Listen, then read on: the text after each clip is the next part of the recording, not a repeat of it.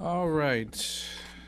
I'm going to call the meeting to order. This is the City of Desert Hot Springs regular meeting of the City Council, and the City Council serving as a successor agency to the Redevelopment Agency Board for September 18th, 2018. This is a 6 p.m. regular session of the City Council in the Carl May Center. Roll call, please.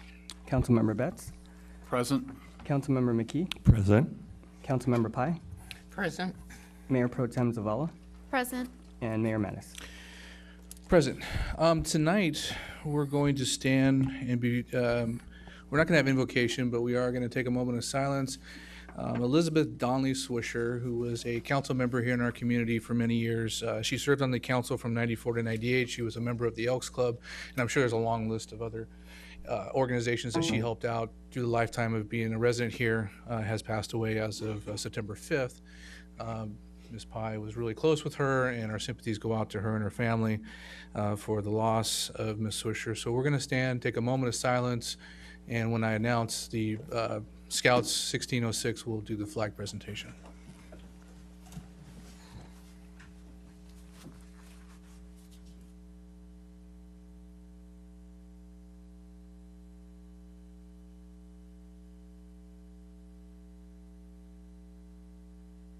Thank you. Troop 1606.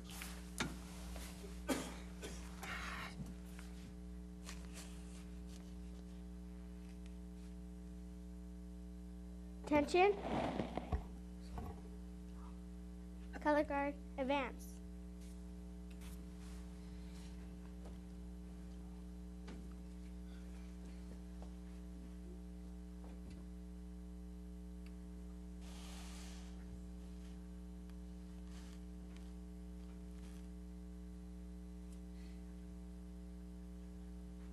Color guards, prepare to post colors. All those uniform salutes.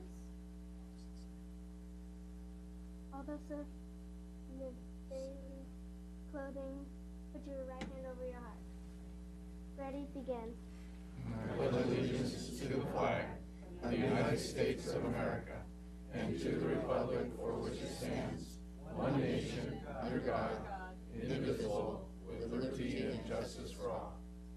Two. Color guard post colors.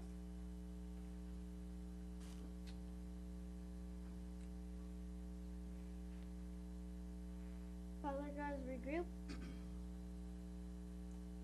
Color guards dismiss.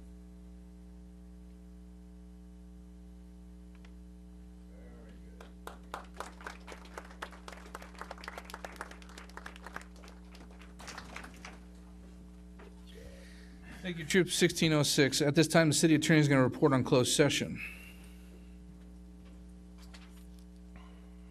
Thank you, Mr. Mayor, members of the council. Although we don't have any reportable action from this evening, we did have a reportable action on July 24th pursuant to 54957.1 A2. Basically, the city council gave approval to initiate action, and if and when the particulars become available, those can in fact be disclosed to a person upon inquiry. Thank you very much.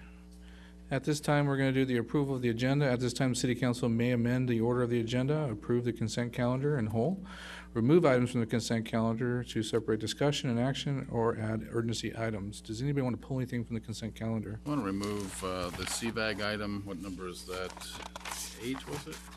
Oh, 6. 6. Anything else be pulled from the consent calendar tonight? Is there anybody in the audience that would like to speak on the consent calendar besides item 6? I see none. We'll take a motion at this time. So moved. The motion is to accept the consent calendar and approve the agenda in whole, except for item Second. 6. It is seconded. Please vote.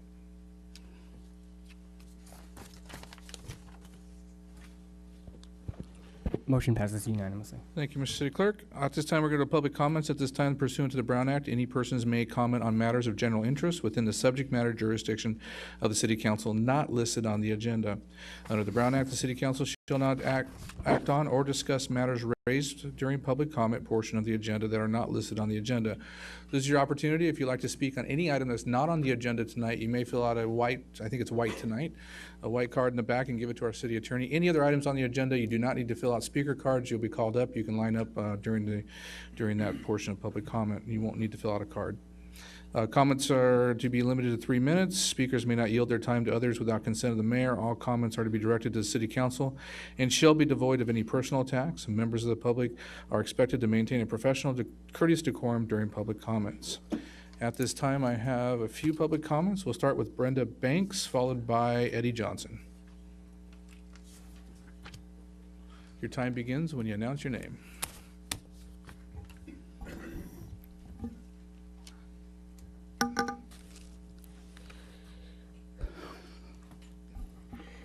Good evening, all. I'm Brenda Banks. I'm going to give a solution to a major problem in Desert Hot Springs. The solution is get my ex, retired, undercovered DEA out to Desert Hot Springs and clean up the insanity of human trafficking, illegal drugs, prostitution, and I know this for a fact, as I have been feeding homeless cats in an area that only you all know about. If I say the area, I could be targeted by the gangs. It was just last week on the 16th, at sunrise, as I'm feeding the homeless cats. Now, I have been asked to leave this very popular spa and resort in your neighborhood, everyone's neighborhood. I've been going there for 7 years. They have scam security. They are paid cash and men taught to do human trafficking and prostitution and illegal drugs. Last month, when in a car illegally with dark tinted windows came by, I knew they weren't asking for directions at 6 o'clock from a disabled senior. So I used my car as a shield. I stepped back onto a cactus or jagged rock, and I bled profusely and had to go to emergency. But as I raised my left hand, showing that I had mace on me, they sped off. I'm dealing with gangs, the prostitution, and drug dealing. They want the cats starved so that they will eat the rats, the mice, and bed bugs and roaches. They have a 1/4 acre of land, broken windows, and it looks worse than Tijuana. I want to thank Jan Pye. She is the only person that has actually reached out to me, called me back when she says, and meets with me when she says. So let's endorse Jan Pye, City Council, and I thank y'all for your time. Thank you, Brenda. Eddie Johnson, followed by Florence Martin. Good evening, Mayor, council members, city officials, and residents. Decided to wear my cap tonight. I didn't want to blind Chuck anymore from my head. But anyway, Friday is the 21st of September. That's POW MIA Day. And I hope we can all take a little time to remember those that are still missing in action and prisoners of war. And also, there'll be a little event going on with Veterans for Peace at Miracle Springs Hotel, Friday from 6:30 to 8:30. They have me speaking at 6:30. And that's going to be the Joshua Tree Room. And veterans are all welcome to come and join us. It's a free kind of a seminar. And also they'll have little appetizers. So please come and join us. And like I say, the 21st is POW MIA Remembrance Day. And thank you for letting me have my time. Thanks, Eddie. Florence Martin, followed by Mike McCarty.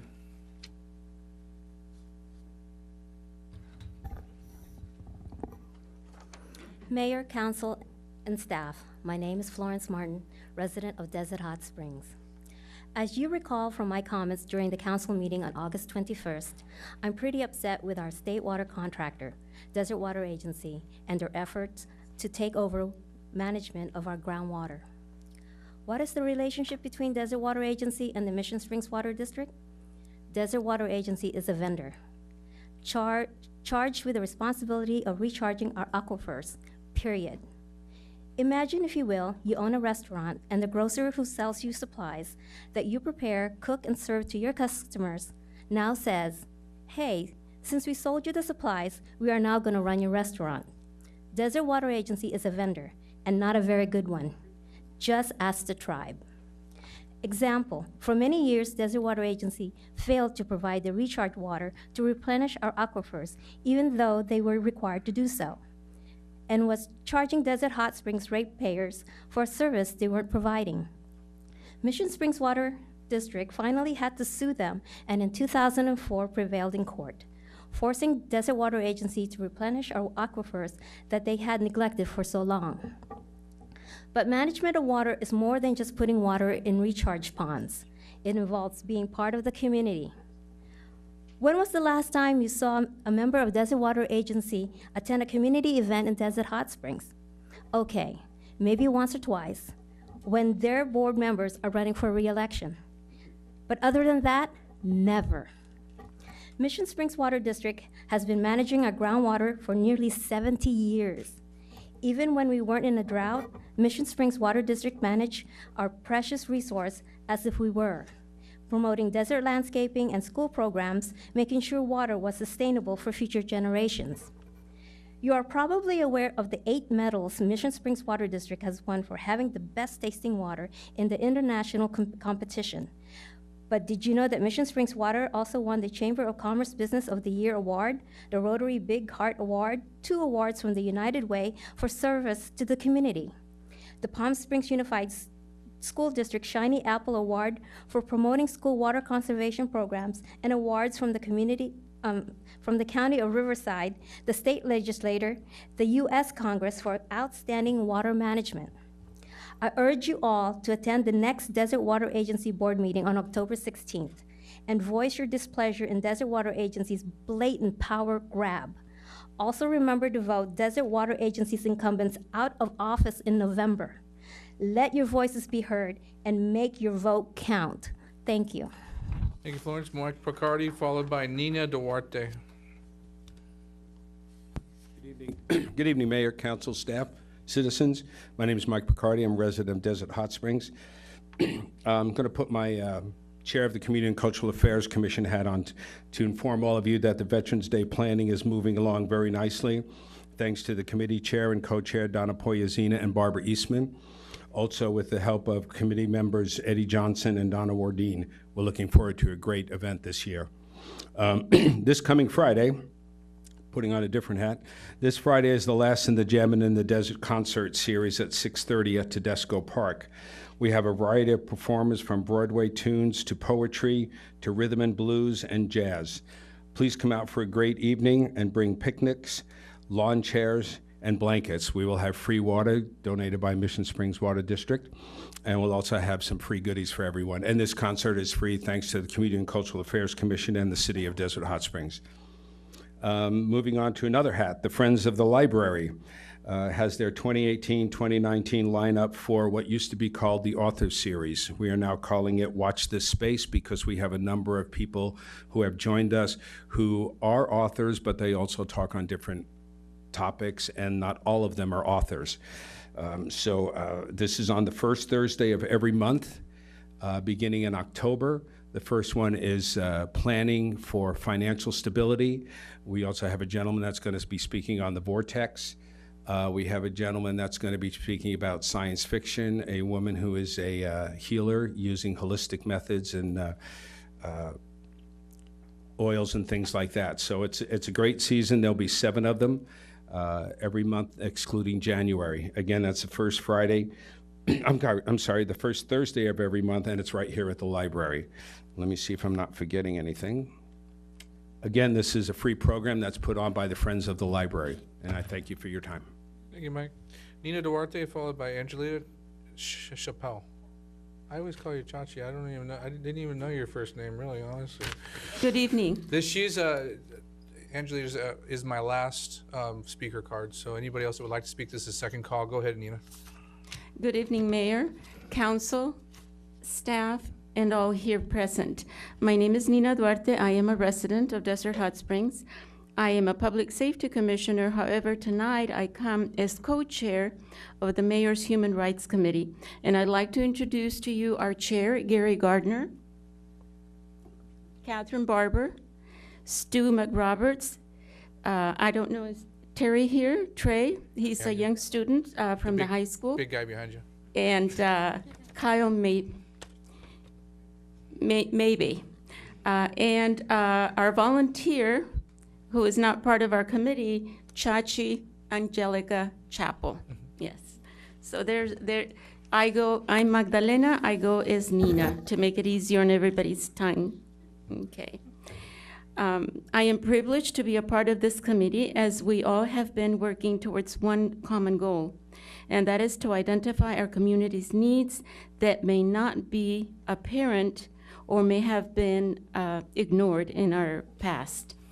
Our first task on hand is, due to our upcoming elections, is to work on voters' rights. We want to let everyone know that is registered to vote that there are rights that have been identified by a pamphlet we've created. We will distribute them all throughout the city, places that we may be invited to come and distribute them. We have also partnered with our Community Access Center, which brings Chachi to further our first task at hand, and that is to bring voter education days to our community. We will come and bring a sample ballot, show you how to use a voter's machine, bring voter registration forms, because if you have registered in the past, have moved, you need to re-register. That's why a lot of people aren't able to vote, because they have not updated their address. We will discuss measures or initiatives that might be in the ballot from federal, state, county, and city positions and what they mean. I look forward to be translating for Chachi, as she is an expert in voter education. We will come to your communities, we will come to your homes, mobile park churches, low-income homes. Chachi has volunteered and will be back here in Desert Hot Springs at the Community Access Center. She is an amazing person, has a wealth of knowledge, and we have a lot of information that I am still discovering. Nina, So we look forward to it. Thank you. Thank you. Angelica Chachi. I'm sorry, Gerald. Hi, everybody. My name is Angelica Chachi Chapel. My residence is 11026 Morongo Valley, California.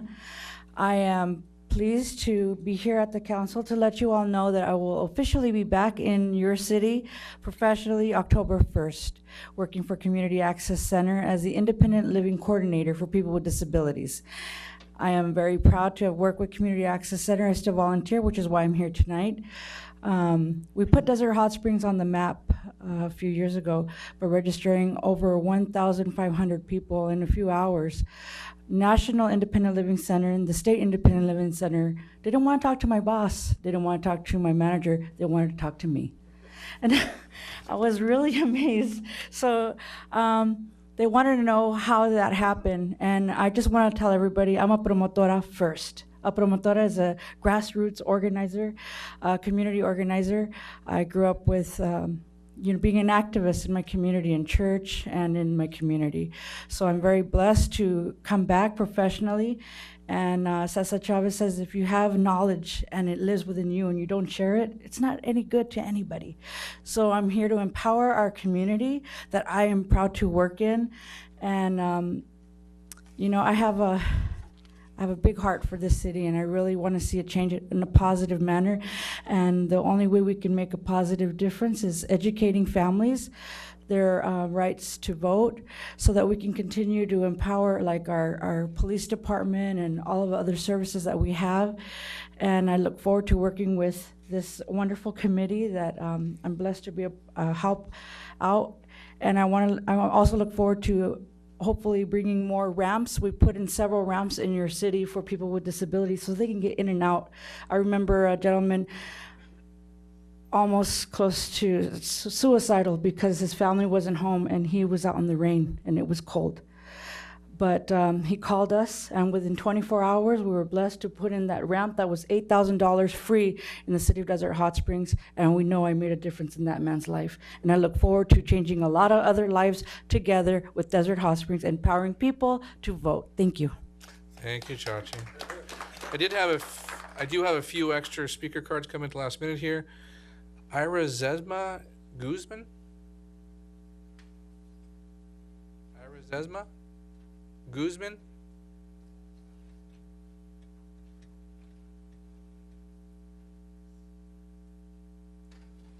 Good afternoon.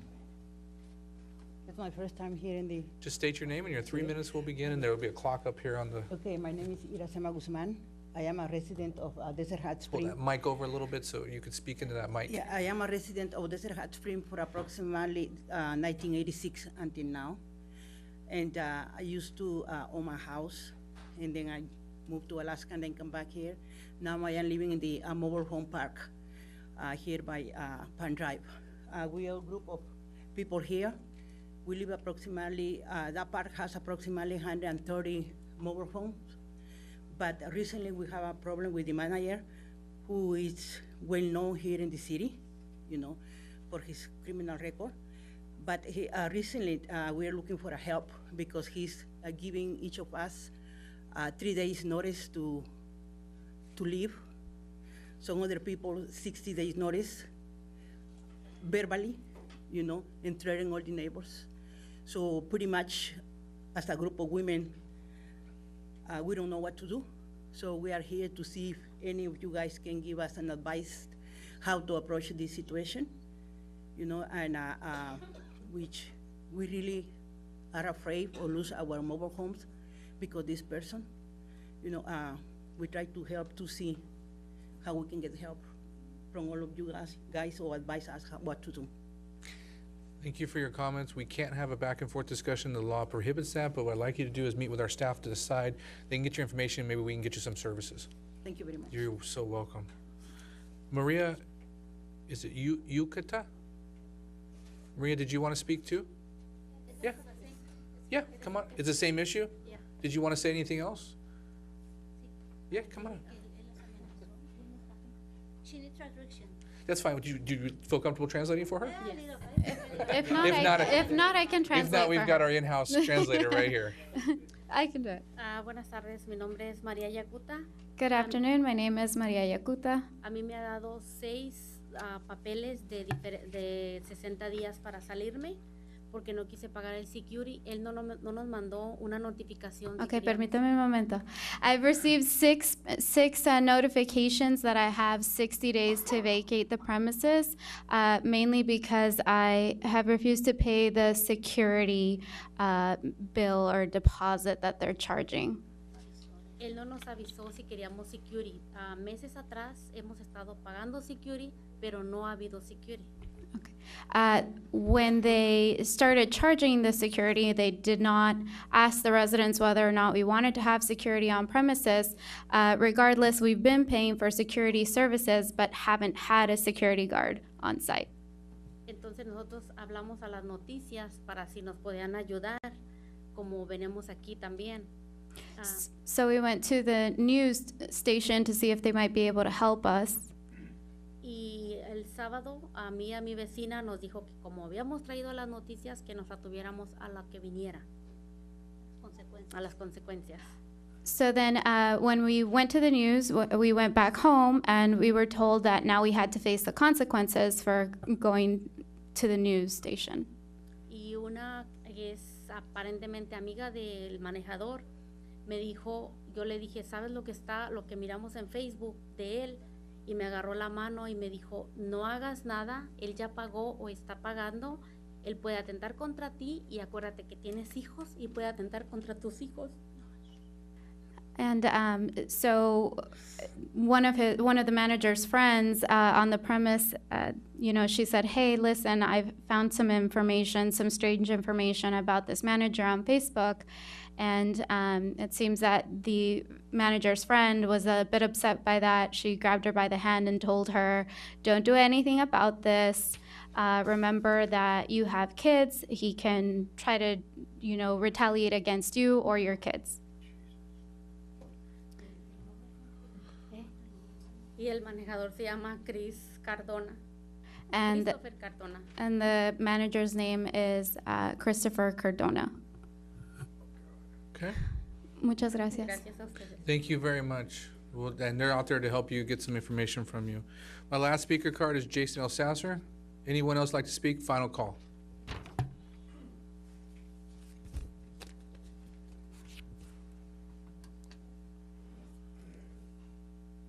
Hi, everybody, and good evening. My name is Jason Elsasser, and I'm the president and founder of the Coachella Valley Cannabis Alliance Network.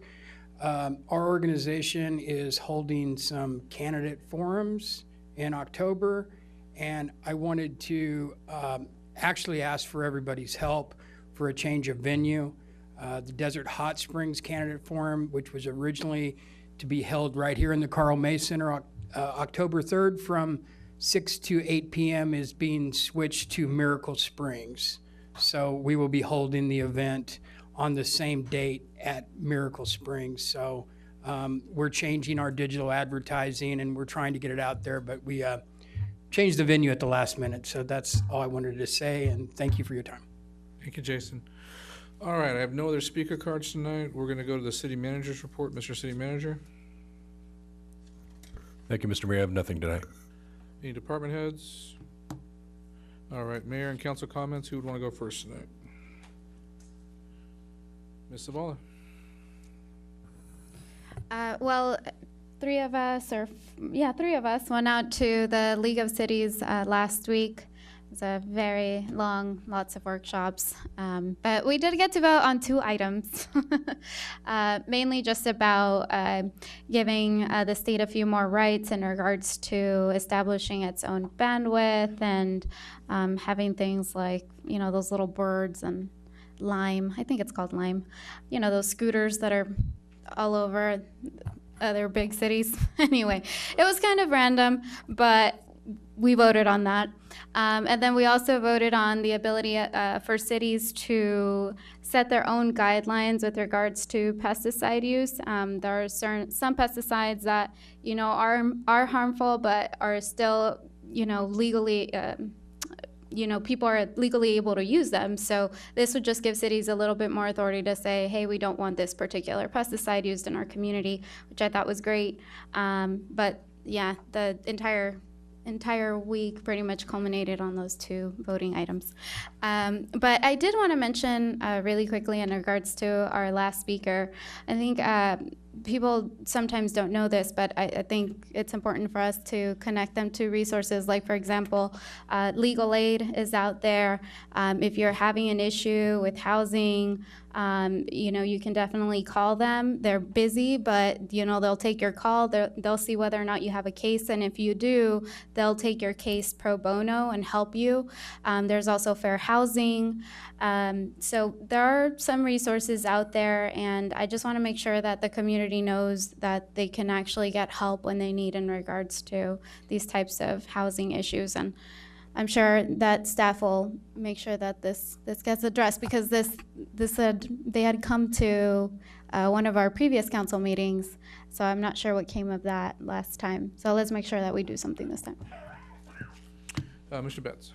Thank you. The most significant event was the League of California Cities. It was a 3-day conference. basically you have city council members, city managers, and city attorneys from every city in California converges on Long Beach, and you have different panel discussions. And to me, some of the best conversations are the ones you have outside the conference when you get to meet these other council members from up in the northern part of the state. We usually circulate with the the council members in the Southern California. You see them frequently, but it's nice to see the issues that are involved in the other parts of the state. Anyhow, the two conference, it was a good conference this time, and two of the panel sessions were very interesting. One dealt with the situation that took place up in Beaumont. And I think that was 8 or 9 city employees absconded with $43 million of public funds. They have paid a price. The conversation from the Beaumont representatives was a council member who had discovered this and led the charge to get the thing exposed and corrected, and he went through all types of grief. He explained what he went through. And then the new city manager who came in, and they're talking about how to get over this situation. It's easy to build up a bad reputation, not so hard to correct it. They're continually explaining that, hey, we've got this behind us. And those people, for some reason, only had to pay $12 million in restitution.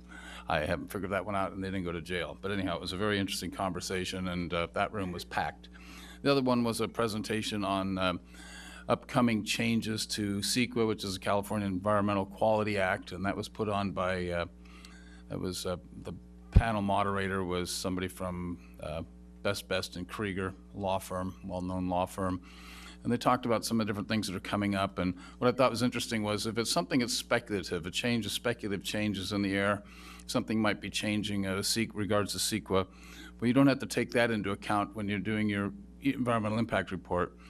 But if there's something that's, that's wrong, you're pretty certain this is going to happen, then you are required to account for that when you prepare an EIR. And they can explain it in more detail than I could, but it was a very interesting discussion. And but there are some changes coming to CEQA. Let's see what else we got here. Attended the Airport Land Use Commission, attended the Public Safety Commission with the chief. And the last thing is I'll take the opportunity to announce the Desert Hot Springs Fall Festival on November 17th. It's going to be at Mission Lakes Marketplace, the shopping center there. It's coming back. 2 bands, fireworks, pony rides, petting zoo, rides, whatever else. What do you forget? Oh, and a great chance to come out and meet our local police and our fire with the hospitality area. They did a great job. It was actually the most popular venue the last time, so I'm sure it'll be good this time also. So anyhow, November 17th at Mission Lakes Marketplace, and I'm done. And Mike, maybe you can pick that one up next time in your comments and spare me the duty, but thank you. Mr. McKee. I'd like to add to my colleague Anielli the fact that you can also contact Path of Life to help you with financial portions as far as trying to avoid people becoming homeless. So I think that's one possibility. A pretty slow couple of weeks for me. I went to the SCAG meeting in Los Angeles, Southern California Association of Governments. So did Russ, but he forgot to say something about it. We talked mostly about housing, and again, the issues and barriers to the fact that we're in a position that as a state, we're about 2 million units short. It's part of the reasons we're dealing with people not being able to pay their rent because rents go up when there's a shortage. People being in a position that they're moving out of state because they can't afford to buy housing. So I think that's one of the things that we've talked about before here on this committee and council, and we will continue in the future. I wanted to mention again that we are going to basically take care of one issue as far as traffic is concerned. We've done a number of things with the motorcycle officer creating the safety zone in Desert Hot Springs, putting a number of new traffic lights in place in areas where they're necessary. But with all that, we just had another person that was killed by the Stater Brothers Shopping Center. The reason I bring this up is, as a city council, we can do all sorts of things to try and provide safety for pedestrians. But if you're going to jaywalk in an area that's that congested, in the dark, wearing dark clothing, and be in a position that you're trying to dodge traffic, which everyone that's on the city council and works for the city sees all the time. We can put numbers of traffic lights that cost $800,000 into the city if you're not going to walk 50 feet or 100 feet over to that light. We have this same problem in the Kmart shopping center where the bus stop is offset a little bit, and rather than going to the traffic light to cross Palm, people just basically trot right across there where they're we're on a street that is, the last time I heard, is the third busiest intersection in the whole Coachella Valley. What could go wrong? We will do our best as a city council to provide a safe environment, but we can't do everything. We can't take into account or do things for people that are going to do things that put themselves at risk. And all I'm doing is basically saying to people, walk a few extra feet. Go to the safest place to cross our streets.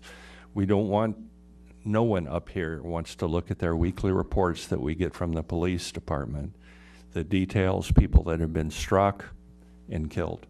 And in a lot of cases, struck and injured very badly too. All of the cities in the valley deal with this. You can look at the Desert Sun on a weekly basis and see people getting hit all over the place. Please be safe. Thank you. Thank you. Ms. Pai. I also attended the League of California Cities, and so did the fire chief also attend. There were different things. One was on policing, AB 931, which is talking about force with police officers and the idea of necessary versus reasonable. I'm not going to go into it, but necessary and reasonable, there's a struggle there. But it was interesting to hear a police chief and a person that's usually on this attorney on the side of people who need to be defended against the police. And it was interesting hearing their conversation.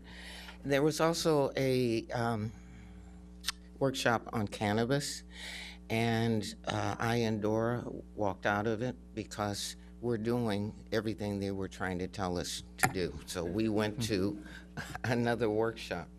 Beaumont, what I learned about Beaumont was that we are doing what we should do to not get into a situation like Beaumont.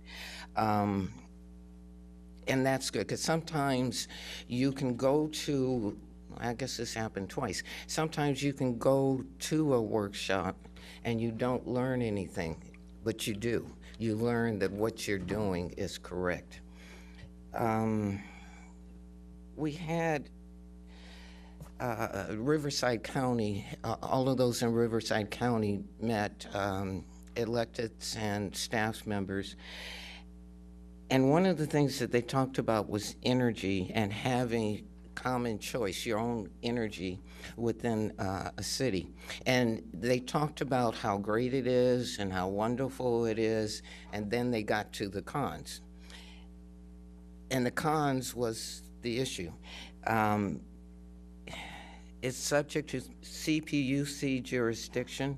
It depends on the hosts of the, for the IOU and their storage problems, which outweighs the positive of it.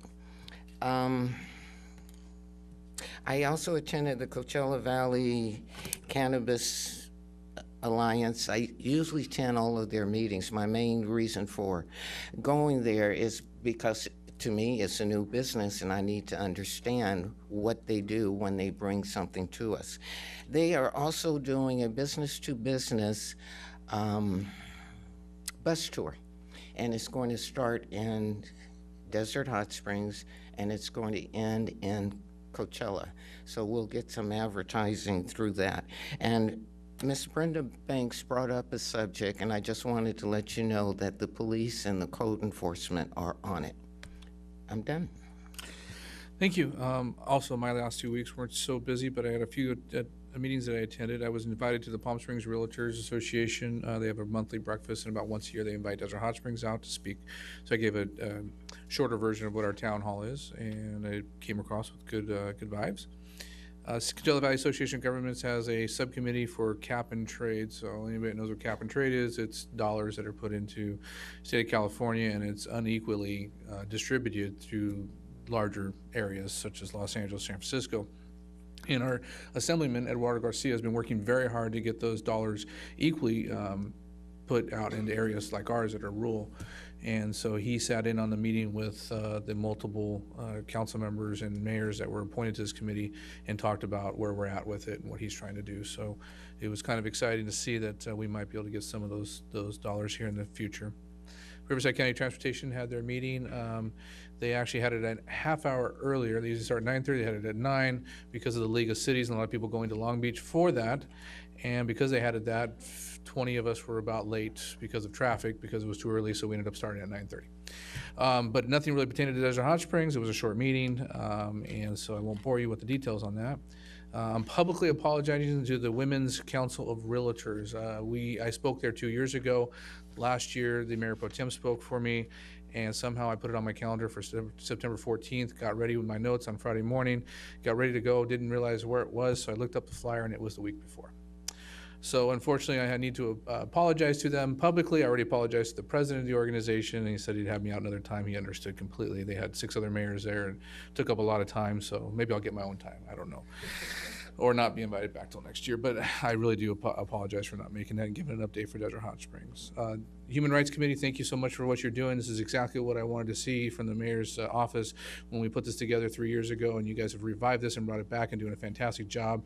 A very, very diverse group of people. Gary, thank you for putting that together, and you guys are doing exactly what you should be doing. And if you didn't hear Nina and you weren't here, you got to check out what they're doing with the voters, educating you on your voters' rights, on how to vote. It's in English, it's in Spanish, it'll be out soon. Please see them if you have any questions. And then on that last note of the individuals that came from the manufactured home community, the Housing Community Development Department staff, they have resources also. I'm sure you'll be researching that for manufactured home communities, and they should be able to assist, I hope so. That ends my comments, and that's going to take us to our first public hearing tonight. Actually, our only public hearing tonight. It's item number 3 on our agenda. Is the development agreement number 02-18 between the City of Desert Hot Springs and Adkin Engineering for the future development of Mission Creek Trails residential subdivision project located on APN 667-050-011 and within the Rancho Royal Specific Plan west of Highway 62. Community Development Director? Yes. Daniel Porras. Thank you, Mr. Mayor, members of the council. This item again is regarding development agreement number 02-18 between the City of Desert Hot Springs and Adkin Engineering for the future development of the Mission Creek Trails residential subdivision project located on APN 667-050-011 and within the Rancho Real Specific Plan west of Highway 62. Just a quick background information on the site. It's 481-acre site. It's west of 62, and it is within the Rancho Real Specific Plan, as shown in the exhibit here. Background of the expired maps. In 2016, the applicant filed for a time extension of maps 35009 and 35448. The Planning Commission reviewed and denied the time extension for maps 35009 and 35448. Some of the reasons for denial were the proximity to the Sand to Snow National Monument, the project was too dense, and some additional findings that are outlined in the staff report. The applicant appealed the Planning Commission's decision to deny the extension of the maps to the City Council. The City Council's vote was 2-1. Since then, the applicant went back to the drawing boards and has come back with a development agreement, which is in review today. The development agreement is again DA number 0218. The development agreement is to vest certain development rights on the property, to set the term of the approvals, and to vest land use regulations, and also to further reduce the intensity of the project. Currently, we're not reviewing any type of maps or any type of actual construction. The development agreement conditions for the proposed projects, here's some major items. Some residential density. 1, the residences shall not exceed 1,998 dwelling units versus the original 2,220 that were approved. Maximum multifamily dwelling units is 950 that may be built at the project site. The public park shall include approximately 15.54 acres. And in regards to the Sand to Snow entry monument, the DA contemplates dedicating land for construction of an entry monumentation related to the Sand to Snow National Monument, incorporating a 10-foot wide multi-purpose trail within the Mission Creek right-of-way for the continuity to the Mission Creek Trail. Also included approximately 500 to 600 foot buffer between the Sand to Snow Monument and the development portion of the property, which is on the northwest boundaries of the project, and to donate approximately 1 acre of land for the Sand to Snow National Monument Visitor Center. The last item was also roadside fencing, that the project shall include roadside fencing, which is post and cable, along all the open areas on the property line to discourage the use of off-road vehicles and any illegal dumping. This item was reviewed by the Planning Commission, and the Planning Commission added the following conditions, which are included in Exhibit C of the DA. The first condition was to add a greenbelt trail within the 500-foot buffer along the north side of the project. The second condition was the homes backing on the buffer area be single family, be single story, and that 30% of them have California room in the rear side of the residence. And the third condition was that the park be constructed after 250 homes have been completed versus the original 500 homes that was established. The environmental analysis, staff would just like to note that the current project actually reduces the density from the previously approved project. It creates more open space, more park area, and reduces impacts by incorporating greenbelt buffer and by lowering building heights in certain areas. The project is also consistent with the approved specific plan and the certified final environmental impact report. Excuse me. The applicant has provided addendum number 4 to the certified final environmental impact report for the Rancho Real specific plan in accordance with California Environmental Quality Act. The Planning Commission has reviewed and considered the EIR and the addendum and recommends that the City Council make the following findings. There are 3 findings. The first finding is that the EIR and addendum taken together contain a complete and accurate reporting of all environmental impacts associated with the project. The second finding is based on substantial evidence set forth in the record, including but not limited to the EIR and the addendum, that none of the conditions under state CEQA guidelines are requiring subsequent environmental review have occurred because the project has 3 items. A is it will not result in substantial changes that would require major revisions to the EIR due to the involvement of new significant environmental effects or of a substantial increase in the severity of previously identified significant effects. B, it will not result in substantial changes with respect to the circumstances under which the project is developed that would require major revisions to the EIR due to the involvement of new significant environmental effects or a substantial increase in the severity of the previously identified significant effects. And C, it does not present new information or substantial importance that was not known and could not have been known and the exercise of reasonable diligence at the time the EIR documents were certified and adopted. Also, that shows that the project will not have more significant effects not discussed in the previous EIR. Significance previously examined will not be substantially more severe than shown in the previous EIR, or mitigation measures or alternatives that were previously found not to be feasible or are not considered different from those analyzed in the previously certified EIR would be substantially reduced to 1 or more significant effects of the environment, but the project proponent declines to adopt the mitigation measure alternatives. And 3, based on the information provided the EIR addendum, no new significant impacts would occur as a result of the proposed project, nor there would be any substantial increases in severity of any previously identified adverse environmental impacts. The summary, the only project before the City Council is the development agreement. Any future proposed subdivision or development of the site would require a tentative track map, development permit, design review applications, and would be subject to the same public notices, public hearing, and compliance with CEQA regulations. All due processes would adhere to within any proposed future development of the site. This recommendation is forwarded by the Planning Commission to the City Council to adopt addendum number 4 to previously certified final environmental impact report for the Rancho Royale specific plan in accordance with California Environmental Quality Act, and 2, approve development agreement number 02-18, and 3, approve an ordinance of the City of Desert Hot Springs approving development agreement by and between City of Desert Hot Springs and Eddie P. Atkinson and Judith Elizabeth Atkinson and Martha Reese Snell, including findings and conditions for APN 667-050-011. That concludes my staff report. We have representatives from the applicant and representatives from their consultants as well for any detailed questions. At this time, we'll move, before we open the public hearing, we're going to move to entertain questions to staff from the City Council. Mr. McKee. Thank you. I've got a couple of them only.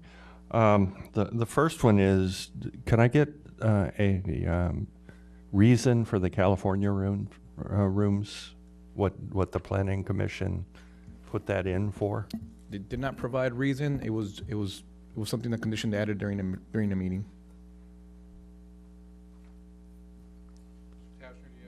Or There's- would you like to hear from the planning commission on why? Have we got somebody I- here from the planning I have commission? one. I have Gary Gardner. Can you comment, Gary?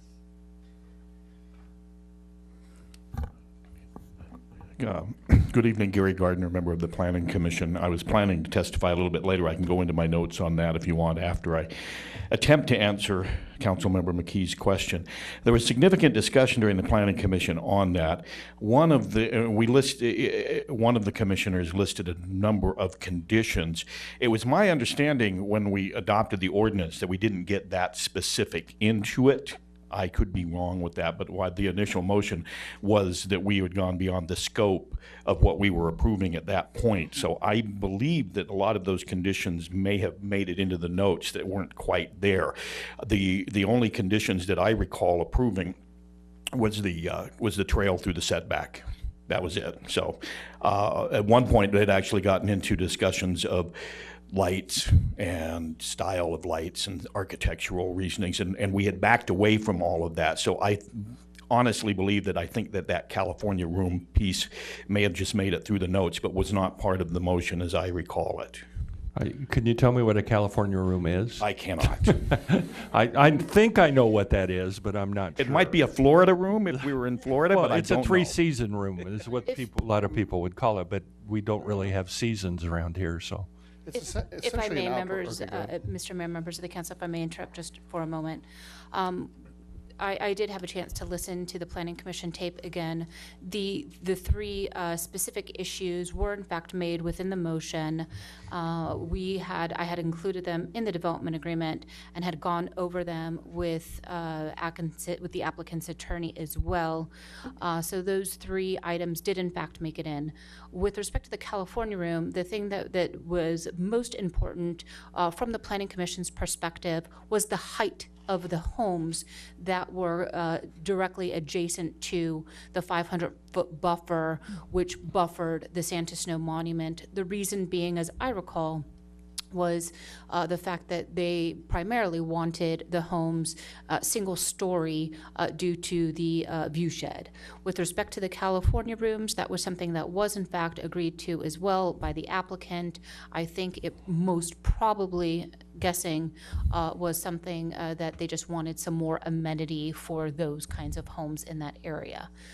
With that, I hope that clarifies at least some of what happened at the Planning I Commission. think it sort of clarifies it, but Scott, what is a California room? California room is essentially an outdoor space with a lot of indoor amenities. It would essentially be a room, maybe 2 or 3 sided with a roof structure and perhaps a couple walls, that maybe has a TV, barbecue, wet bar, a couch, etc., because it's underneath that shelter of the roof, and perhaps a fireplace. So it would be open essentially on the whole back side, or maybe 2 sides if it was a corner.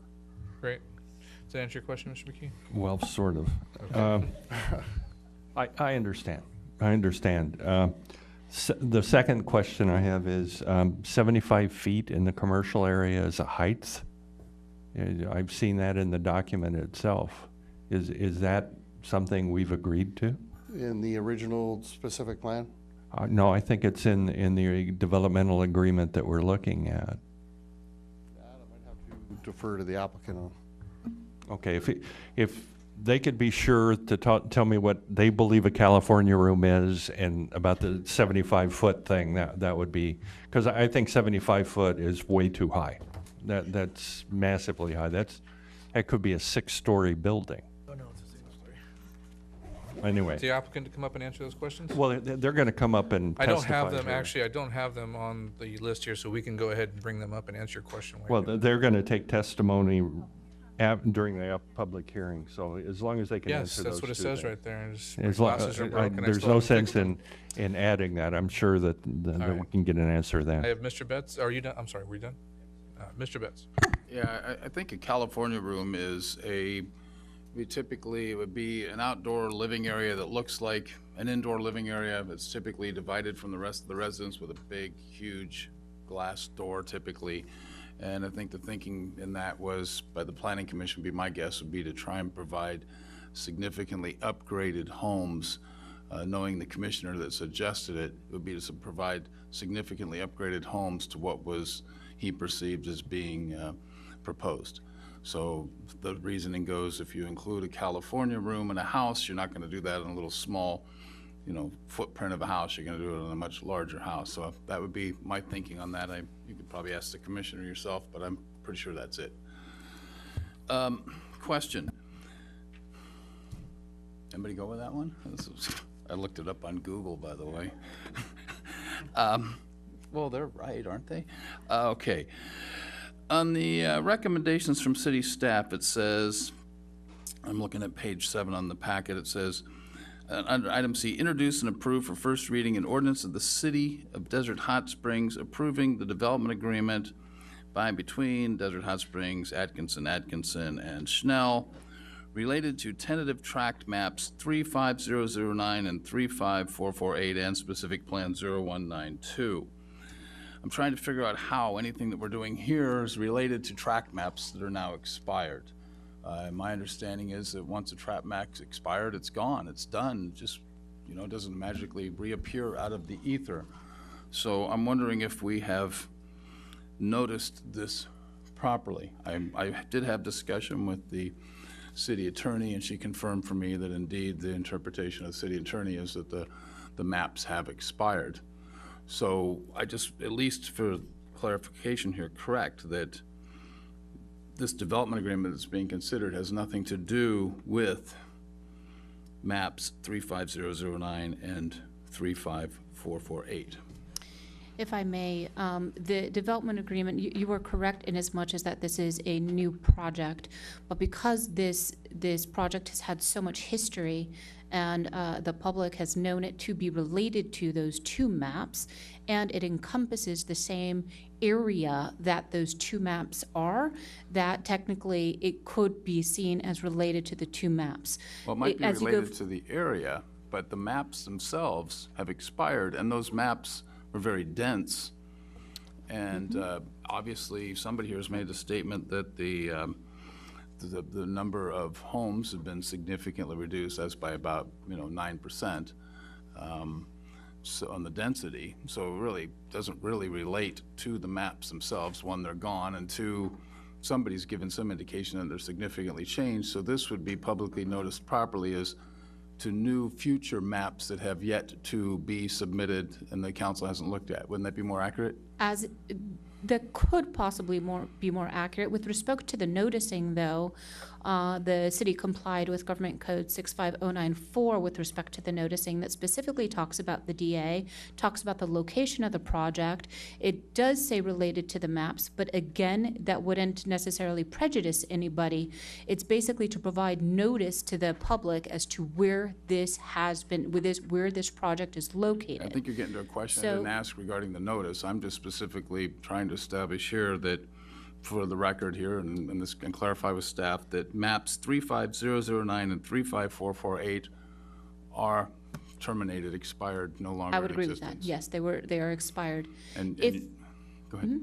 If this is something, we could always delete related to tentative track maps 35009 and 35448 if the wording seems confusing to the city council. Those two maps, in my opinion, have expired. This is a new project, a new development agreement, which provides the backbone of any kind of future entitlements for any kind of development. And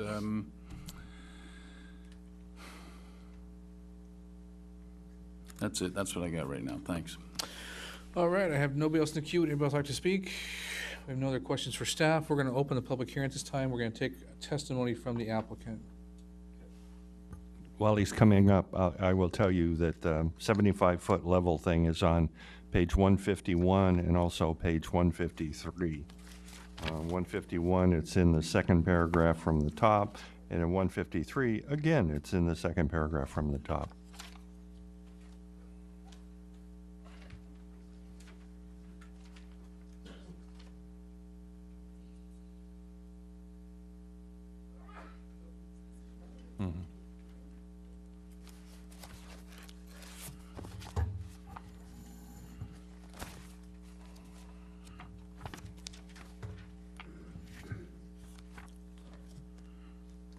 Good evening, Mayor and members of the City Council. My name is Ed Adkisson with Adcan Engineers, and I am the applicant on the project. What I wanted to do is give you some history and then possibly answer some of the questions that came up. This project, our firm was involved in this project back in 1989 when it first started. In the preparation of a specific plan, and at the time it encompassed 2,200 acres in the western portion. It was then in the county of Riverside and not in the city of Desert Hot Springs. The original application was submitted to the county of Riverside and was processed for probably almost a year into the processing. Whereas at that time, we received a call from the city of Desert Hot Springs, or the developer in that case, and the developer or the city of Desert Hot Springs wanted the process or the project to be processed in the city of Desert Hot Springs and not in the county of Riverside. And I think what initiated that at the time is Palm Springs was annexing more property, and they were beginning to annex property north of the 10 freeway. And so Desert Hot Springs was concerned about their sphere of influence and what property they would be left with. They thought there was a land grab going on from Palm Springs. At least that's my interpretation at the time. So the developer at the time agreed that he would go ahead and process the project through the city of Desert Hot Springs. And subsequently in 1993, the Rancho Royale specific plan was approved. About a year after that, it was annexed into the city of Desert Hot Springs. The annexation consisted of about 8,000 acres, and the city of, or the Rancho Royale specific plan consisted of the 2,200 acres in there. And during that time, it went through we went through the environmental process, environmental documents, and then during the annexation there was a provision of services prepared that said that the city of Desert Hot Springs could provide the services for that project. And subsequent to the approval and annexation, later on the first development that came after that was what they called the Snellenberger piece. It consisted of 900 acres, and that currently is what the Watson group has today, and it exists. They went through the tentative map process. They got a vested tentative map approved on that property for approximately 3,400 units. They actually got the plans approved and started grading that site. They probably graded 2/3 of the 900 acres that lies south and westerly of our project. Including the construction of some of the walls and so forth in there. After that started, then our project was in the process to get a tentative map approved, and that ultimately got approved in 2007 in there, and that went through the environmental review process. Subsequent to that map happening, there were some other items, two items that occurred after that track map got approved. One of them was the MSHCP that got approved in 2008. So that process for the MSHCP took some 10 years to process. And so they were looking at what properties they wanted to include and what properties they didn't want to include. And that was being done concurrently when our map was being processed through the city of Desert Hot Springs. Consequently, in 2008, and then I know the city was in and the city was out on that project, but ultimately the MSHCP got approved, and none of the conservation area within that plan fell within our property. And got some exhibits that I can pass out here.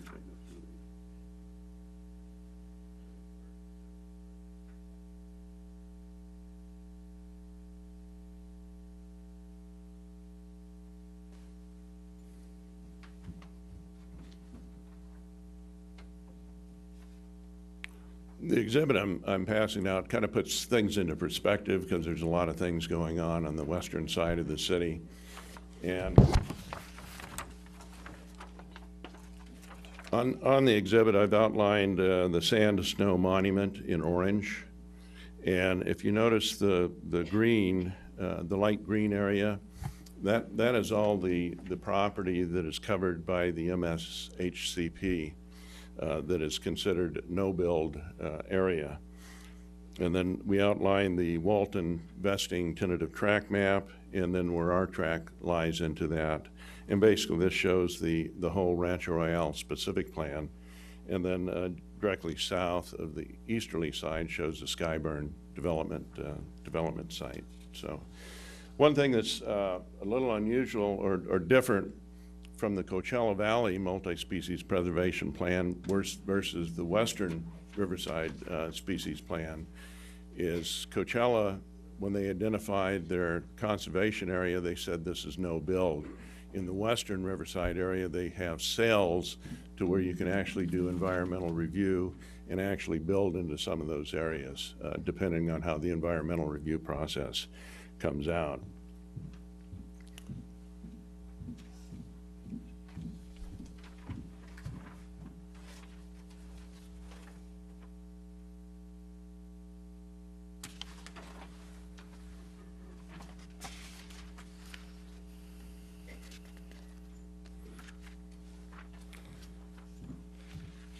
What I wanted to point out is when the Sand to Snow Monument got created, it was created by a proclamation. And a proclamation doesn't measure any of the impacts that could be had if it was done by a legislative process. So there was no legislative process on the Sand to Snow Monument. And if you look at the publication by the U.S. Forest Service, the question is, does the national monument designation affect private property rights inside or outside the proposed national monument boundary?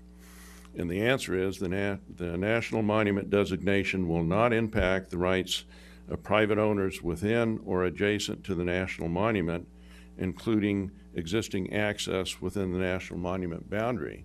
And the reason for that is there was no review of any impacts by the creation of the Sand to Snow Monument because it was created by proclamation and not a legislative process.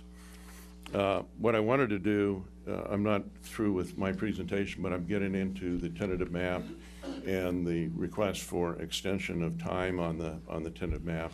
And I'd like for Alicia Wintersweck, who is with Best President Krieger, to go out and outline and clarify a question that came in front of you earlier regarding the expiration of the tentative tracks. Thank you, Ed.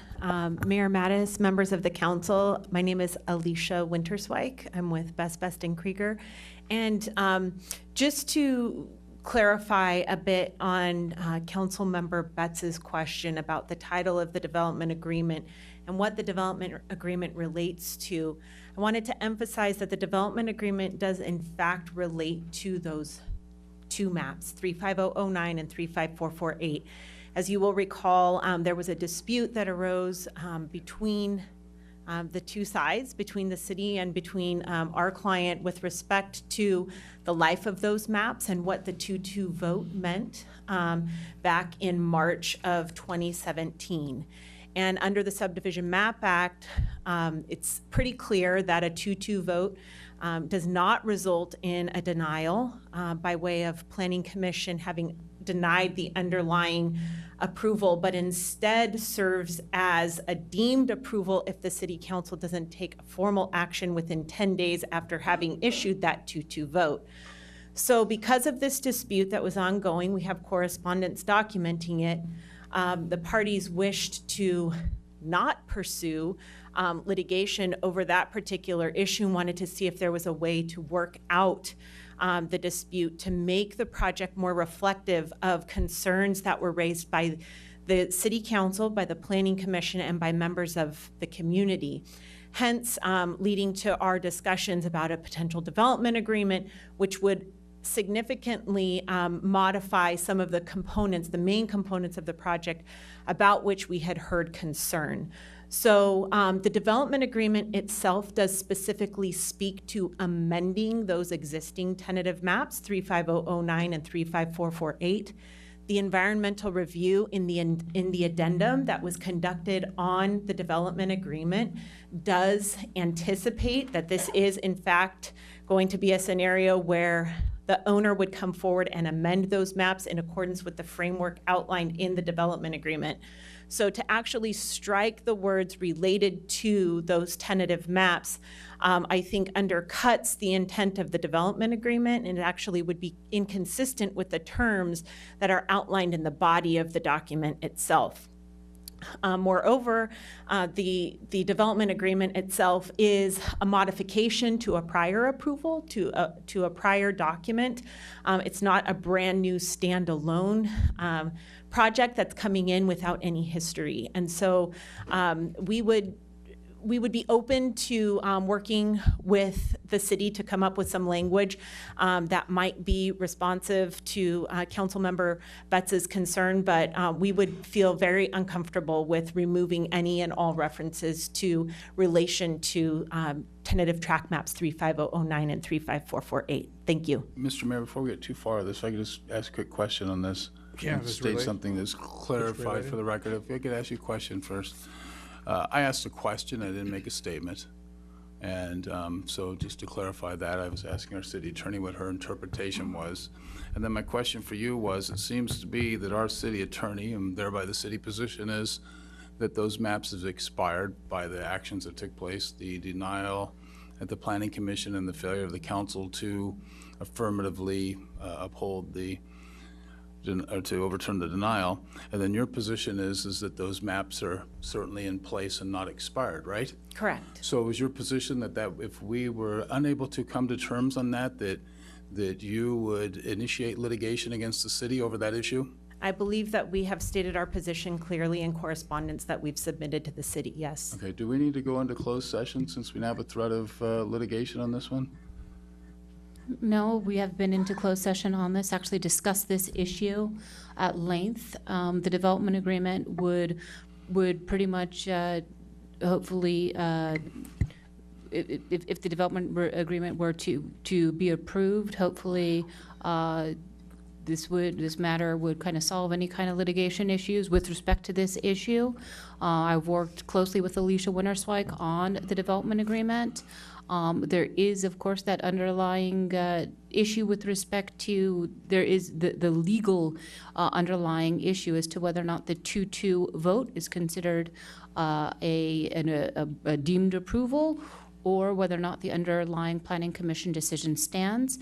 At this point, though, they pretty much went back to the drawing board, redid a lot of what is in the development agreement, heard the Planning Commission, heard the City Council at the hearing, came back forward with the development agreement to see whether or not this development agreement would be palatable to the City Council.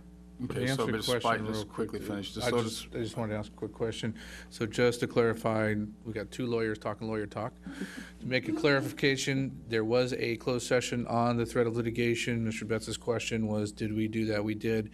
Now we're in the public session of what the development agreement is. Okay, and so despite your hope that approval of the development agreement will dispense with the threat of litigation, your position is still, as you shared with me this afternoon or earlier today in email, is that the maps are expired.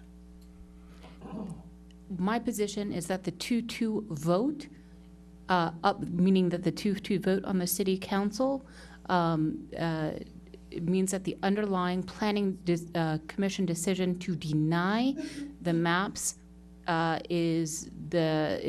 meaning that denial is upheld because there was a 2-2 vote on the City Council. Thank you. There's a fundamental legal issue. All right, I think we've talked Thanks, this to death. Mr. Mayor. Any I'm more sorry. questions for No, the I attorney? just wanted to Okay. get that clarified. Thank you. Thank you very much. Mr. Atkinson, are you going to come back up with more?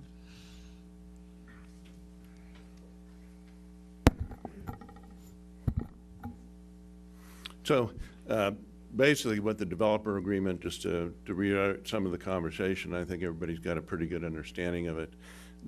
What we would do is reprocess the tentative track map with the parameters outlined within the developer agreement by reducing the density and adding some of the amenities and agreeing to the conditions set forth by the Planning Commission. in answer to your question, I think I visually know what a California room is. We don't have a problem with that condition. I think we can do it, although because the tentative map is going to get reprocessed, it will be the Planning Commission and City Council will have another slice of the apple as to conditioning the amenities within the track map. So the other thing I wanted to point out is as the tentative track map gets reprocessed, it has to comply with the CEQA requirements. So all of those reports, all those environmental reports are going to have to be looked at, updated, reviewed, and approved in conjunction with resubmitting the map. Anyway, I'll keep it short, but basically that's it in a nutshell. As far as the 75-foot requirement, that's in the specific plan document itself. Now, that's not to say that we're not willing to work with whatever the parameters you want to set with the height requirements as we move forward with the tentative track, if that's what the council's desire is. And we can add that into the body of the language that the height will be reviewed during the process of the tentative track, and make that part of the development agreement if you'd like. Thank you very much at this time. We're going to continue with the public hearing. There's going to be 3 sections of this public hearing if you've never been to a public hearing before. The first section is going to be those in favor of this project. The second section will be those opposed to the project, and there'll be a third if you don't know, you're just neutral and want to make a couple comments, you may do so. You don't have to fill out a speaker card. You may come up when I call on that section. If you want to line up, the next speaker wants to line up. I know there's quite a few bodies in here. I'm assuming they're here for this item. We'd like to get through those items. If someone's made their point and you want to ditto it, great. If you want your full 3 minutes, you're more welcome to do that, but sometimes less is more. All right, we'll take in favor first. Anybody in favor of this project? You may speak. Once you may, wow, tongue-tied there. State your name here. We'll begin. Good evening, Gary Gardner again here, representing the Planning Commission for City of Desert Hot Springs. Just wanted to give you a little bit further clarification on our deliberations and where we're going. Our vote was unanimous on this. And personally, you know, I did have concerns. One of the reasons I moved here was for our open desert and our hiking, and I love the area. I'm out there frequently.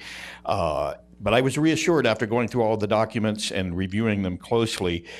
Some things to remember with this, the edge of the development is 2 miles from the edge of the park, so it doesn't bust right up against the park. We're still quite a ways from the Sands to Snow National Monument. It is significantly downsized from what was previously approved. There were some previous concerns about trash and garbage blowing into the desert. They have some unique ways of storing and disposing trash built into this.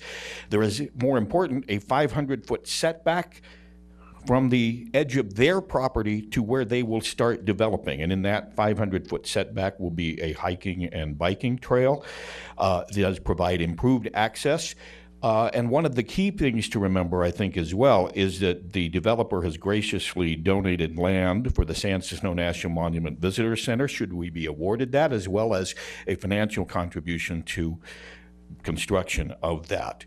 We do need houses in Desert Hot Springs. As Councilmember McKee pointed out, California is still millions of units short. This is a good project. It won't affect the Sands to Snow National Monument, our hiking, our views, or our scenery. It will draw people to Desert Hot Springs. And the thing to remember, and one of the things the Planning Commission took under advisement, is that basically this is a 30,000-foot review. It is permission to design a development. That the entire design process for that will come back to the Planning Commission, where we will review it, maybe add more California rooms, I don't know, and then we will pass that on to you. But this is basically just granting the developer permission to draw up a proposal that they will then bring back to us.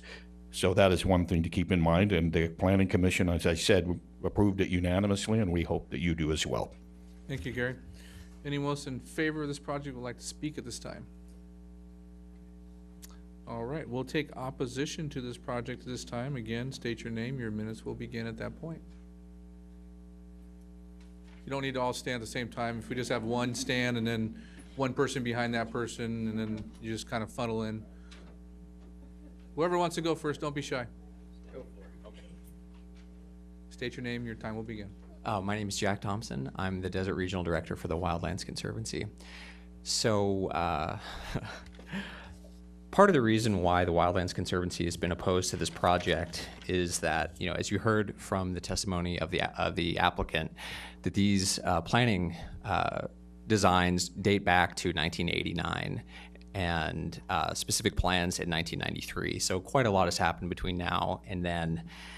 And some of the things that have happened now couldn't have been predicted at that time. And one of those things is that the Sand Snow National Monument has been established and has become an incredibly popular destination for people coming to the Coachella Valley to hike and to be outdoors.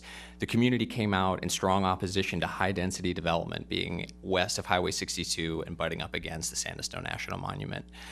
The planning commissioners at that time of those tract maps expiring agreed with that assessment.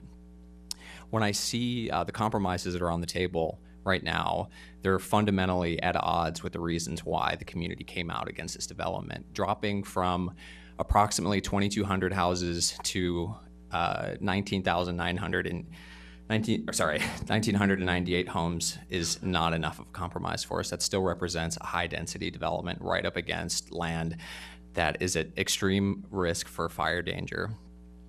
California is in a new paradigm that I think our nation has never seen before, where there's a national strategy to incentivize development away from wild areas that are at this kind of extreme risk.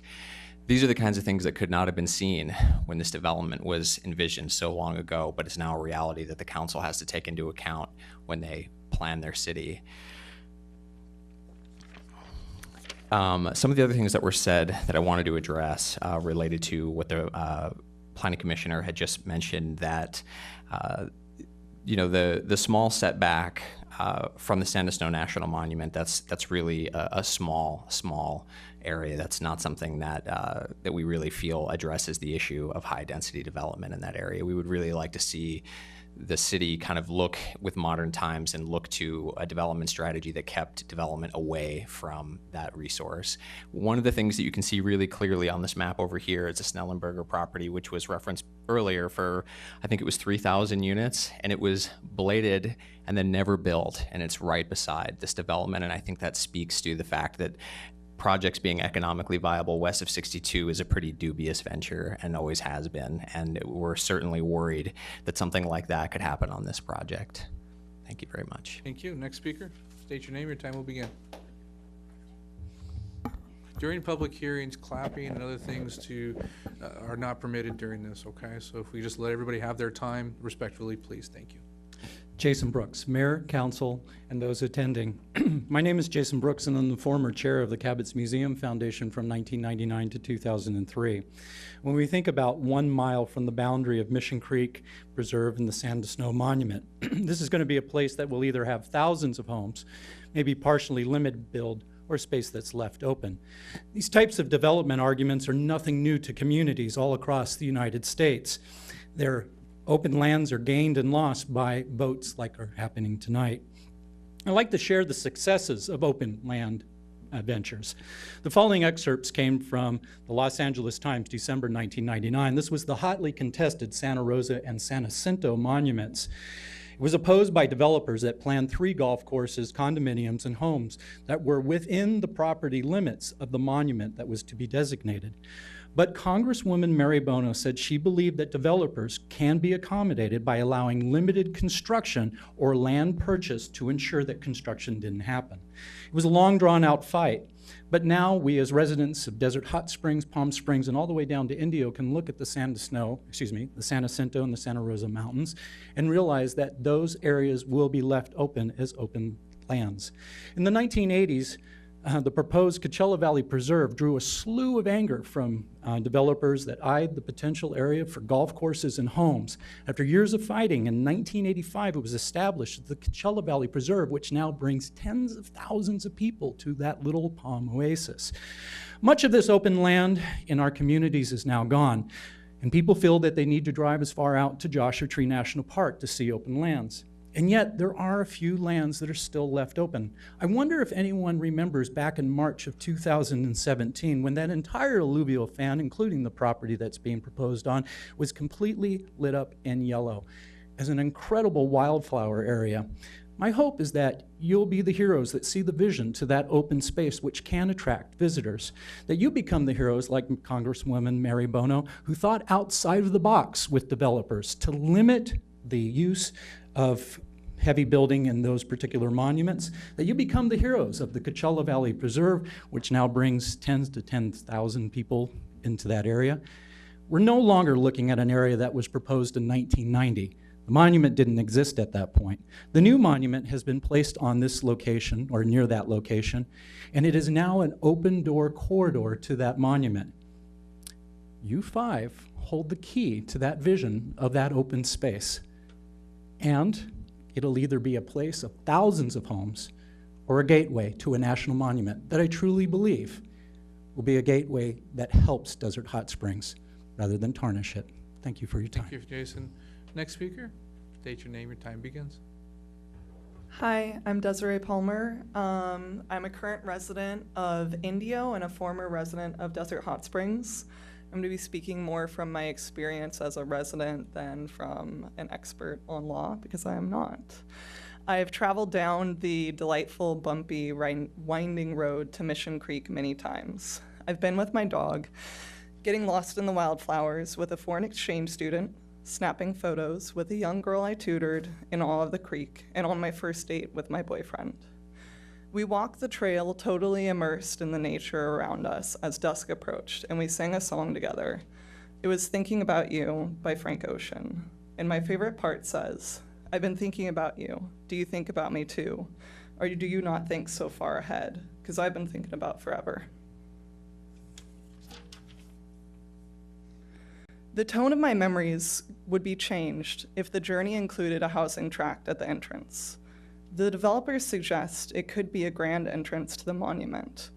What is grand about the entrance to this natural monument is that it is natural, something no developer can improve upon. This was a space no more than 15 minutes from my home, where I could experience the peace of the great outdoors, a peace which has research proven benefits for mental health due to its wide open nature. This area would be best left alone or to be purchased in the future by the preserve. This preserve is a jewel in our valley's crown. We should honor it as such. A housing tract would not do so. The developers have offered a compromise to put a few acres of parks in the tract. I think they should be commended for this. They should do so, but not there. This is not the place for this housing tract. It would be wonderful elsewhere in the desert.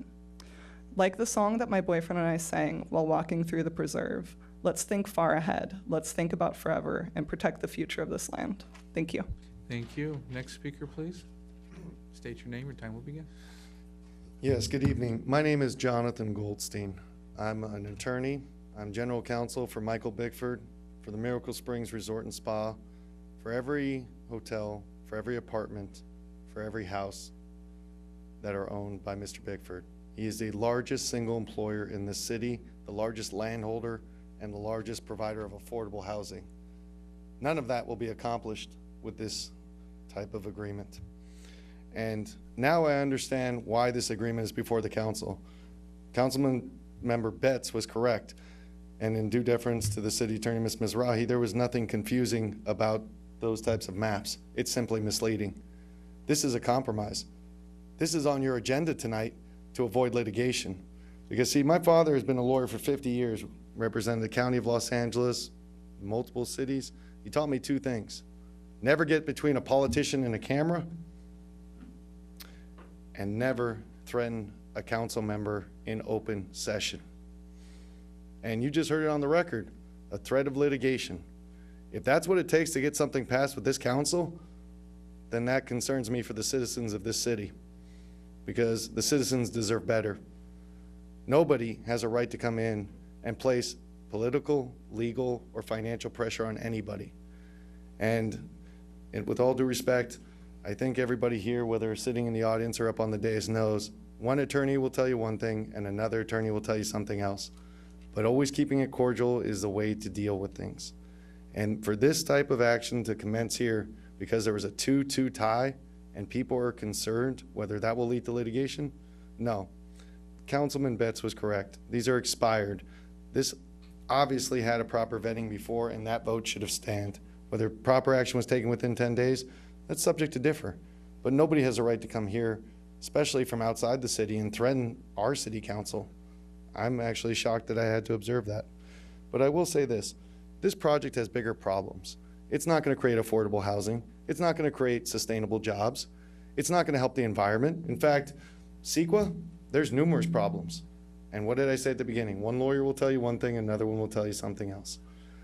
I've actually tried to, recently I found out about this, I tried to contact Ms. Mizrahi. I'm willing to sit down. That's what proper people do who want to resolve things. They sit down and find a way forward. They don't come and throw their weight around or try and come from outside the city and threaten the city council that if they don't do what they say they're going to do, there's going to be litigation. Because you know what? Anybody can run to court. The difference is what happens once you get there. And I'm not interested in the court of law, I'm interested in the court of public opinion. The citizens here have a right to make sure their voices are heard. And that's why there's a long line behind me, so I won't take up any more of their time. I'll just say this, traffic, congestion, everything from lights to infrastructure, nothing is being taken into account here. This is an expired project that saw its day, had its vote, and should have ended a long time ago. Never be afraid or risk averse to litigation. If it happens, it happens. But don't be afraid to act because somebody from out of town comes in and threatens you. I hope that the council make the right decision, and I trust that it will. But that's all I have to say on this matter. Thank you. Thank you for your time. Next speaker, please. Good evening, council members. My name's Rosie Puentes Terry, and I live in unincorporated Desert Hot Springs. And I want to speak about Mission Creek and what it means to hundreds of the children that live here in Desert Hot Springs. Because Wildlands Conservancy, as a former employee of theirs, I was fortunate enough to lead guided tours in the preserve. And you're opening their hearts and the children's hearts and minds to nature when you take them to a place like that and you help them to observe.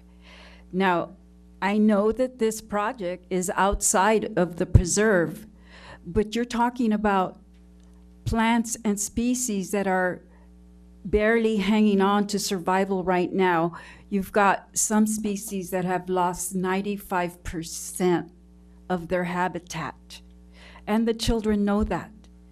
And they see that. And I want to say that that is the most precious thing you can give children, is to know how to have compassion for nature.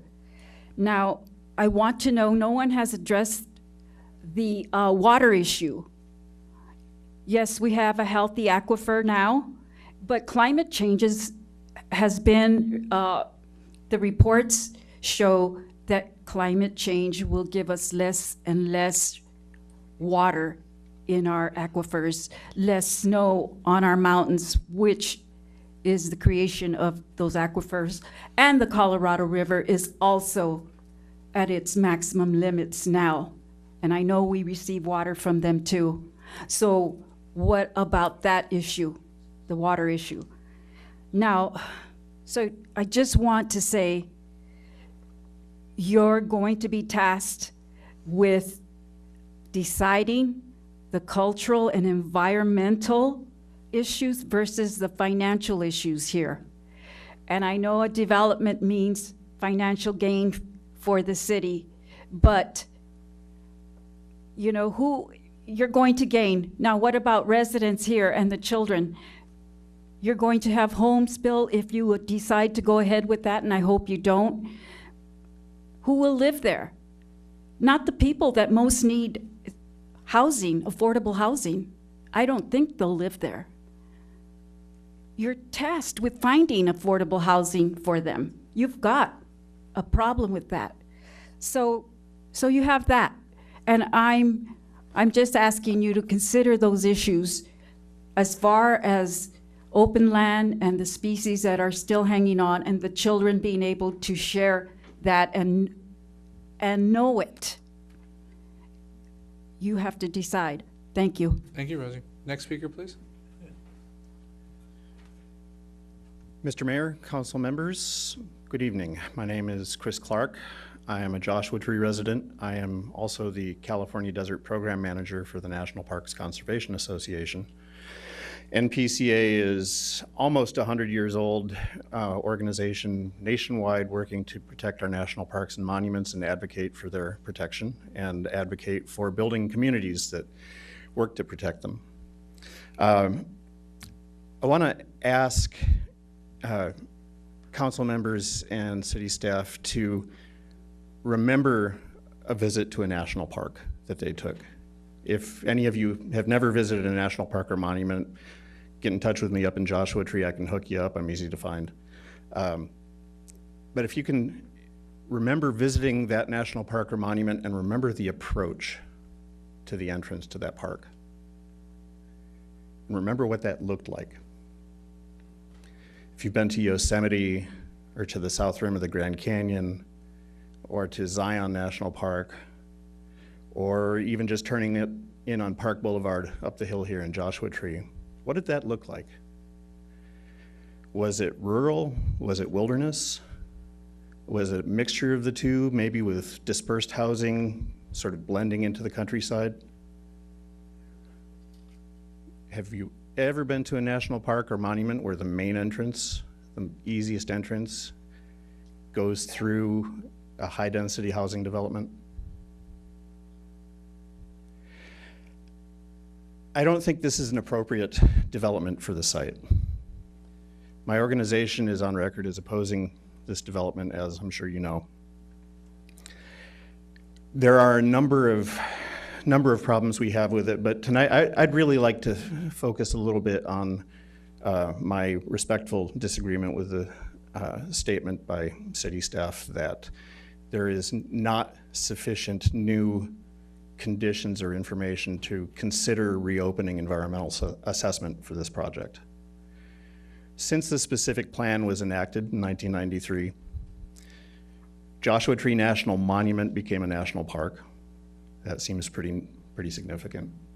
We have, of course, the establishment of Sand to Snow National Monument, which is a huge deal, as Joe Biden might have said in polite company. We have new designation of Joshua Tree National Park as an official dark sky park, certified by the International Dark Sky Organization. We have significant erosion of wildlife habitat, drops in populations of species we all care about.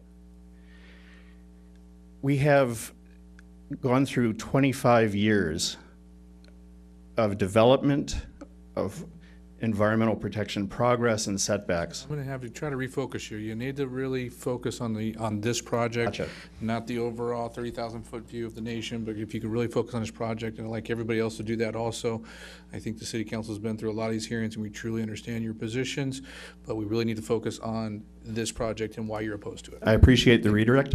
I would just say, for all those reasons, we feel that if this project is to proceed any further, and we hope it doesn't, that additional environmental review is absolutely justified, absolutely warranted. And one last note, I've been a resident of the desert for 10 years. I've been a resident of the state of California for the last 36 or so. Tonight is the first time I've ever heard of a California room. And it sounds like a nice thing to have, but I am very concerned to hear that, at least in one description, large expanses of plate glass are involved as something that would face the undeveloped open space. Maybe it's 2 miles away from the monument boundary, but as a lot of you will have direct experience with, plate glass facing wildlands doesn't really work for birds. And, you know, there are so many aspects of this that I think really, really require looking at with new science, new knowledge, and new respect for the establishment of the national monument that's there. I urge you to stop this project. Thank you. Thank you very much for your time. Joan? Good evening. Good evening. My name is Joan Taylor. I'm representing the Sierra Club. I'm chair of the local chapter, which includes the Coachella Valley and the Morongo Basin, and other portions of San Bernardino and Riverside County. I'm going to try and move quickly. I'm first going to state some legal concerns, and then get on to, I think, what we all really are interested in is what's really best for the city. I respectfully have to object to the participation of Mayor Mattis in this discussion and vote. Mr. Mattis has recused himself on the record under law, has memorialized the reasons why, and we don't understand that those have changed. So we do object to that. We also concur that this matter was inappropriately noticed using expired tentative track maps. I think it's pretty clear that a 2-2 vote does not undo a prior action. And further, as outlined by the attorneys for Center for Biological Diversity, the environmental review of the project should have been a subsequent EIR. Instead, it was an addendum, which is much more superficial. Just to talk about some of the key changes you've heard before, the National Monument did not exist. It wasn't even a glint in someone's eye at the time of that first EIR. The MSHCP, I participated in personally for 12 years on the advisory committee, and it did not exist. And it requires compliance with adjacency guidelines, which are very strict about lighting, and it's not evident that this complies with those guidelines. Water is also an issue. It has gotten worse. And also, when Mr. Snellenberger bladed prematurely on the other portion of this project, I spoke to his engineer, and he said that the well on site was not producing nearly the gallons per minute that had been predicted. So I'm not sure, because I couldn't pull down the old EIR from your site, from your website. I'm not sure whether this is relying on well water, but if so, those predictions, if they rely on the old predictions, they are very likely inadequate. But let's talk about the bigger picture, which is what is big in the Coachella Valley right now? Golf used to be. Now, no one's building golf courses. Hiking is what it is. In essence, the designation of this national monument was a huge opportunity created for Desert Hot Springs. And we would just hate to see the city forego that opportunity by taking hasty action based on some very minor compromises with a 20-year-old plan that's out of step, it's not legally adequate, and then locking it in for 20 years with a development agreement, which is even worse. So, as also outlined by outside counsel, your city council has ultimate discretion to approve or deny this project, or to tell the developer, we can't approve it at this time. We need to do more, and this is for our vision of the city. And that's what we would urge you to do tonight, is to deny this project, but allow the developer to come back and come back with something that really works. And I think that the residents and the valley will thank you for it. Thank you. Next speaker, please state your name. Good evening, Council and Mayor. My name is Scott Connolly. I'm a resident of the Coachella Valley here for about 15 years, and I'm an active participant in hiking and outdoor activities with the 3 major hiking clubs plus the Desert Trails Coalition. Like Joan said, the hiking and outdoor activities have exceeded the popularity of golf in the Coachella Valley in a recent survey. And we have over 3,000 members in organized clubs for hiking, biking, and aquarium activities throughout the Coachella Valley. I think this is a great opportunity for Desert Hot Springs. This is your opportunity to claim the gateway and host some of the most diverse and valuable natural resources in the world. The Sand to Snow National Monument is a national treasure that should be protected, including the surrounding areas and access to the monument. You have the opportunity to endorse and claim ownership of this valuable treasure, along with the, I mean, there's 3 national monuments recently created, and you can access all those right here from Highway 62. You also have Joshua Tree National Park. As you note, it is a real economic driver for this area. The visitation there is created, I mean, we're almost loving it to death. The visitation is huge in Joshua Tree National Park. You know that. So I think this is your opportunity to rebrand yourself, maybe update your branding posters and claim ownership of this, as a gateway. I think the long-term value of the brand of the national monuments is going to far exceed any small development that may occur. This could be huge for Desert Hot Springs. The Desert Trails Coalition, I think we've opened up 2 new trails in your area, the Kim Nichols Trail, and we'll be having a formal opening of another trail in the East Indio Hills called the Badlands. We just developed that trail recently, and we have plans. We want to do some more trails in your area. So I would urge you to not approve this project, and that I've heard quite a few things that shows some real concern that there's some real issues with this project. So thank you for your careful consideration of this matter of mutual concern. Thank you. Next speaker, please state your name. Your time will begin. Ladies and gentlemen, my name is Arch McCulloch. I live in Morongo Valley, and I am the president of the Mojave Desert chapter of the California Native Plant Society. I first heard of this development on Sunday night when I got back from traveling, and I passed it on to Dr. James Andre, who's head of the Granite Mountains Research Station of the University of California. Dr. Andre is perhaps the most eminent current California desert biologist. He was unable to be here, but he, off the top of his head, put together a few points. Those were sent to the council members by Dr. Nicholas Jensen, who is with the California Native Plant Society. We received them. And neither one of them could be here, so you're stuck with me. I want to basically just recapitulate what the letter said in a much shorter form. There's some problems we have with the area. First is just the area itself. This development is in the wrong place. The area is what's considered an ecotone, and I don't want to get too wonky with this, but it's a transitional area between habitat types or between larger ecological reasons. In this case, the Mojave Desert, the Coachella Valley, which is part of the Sonoran Desert, and the Coast Ranges.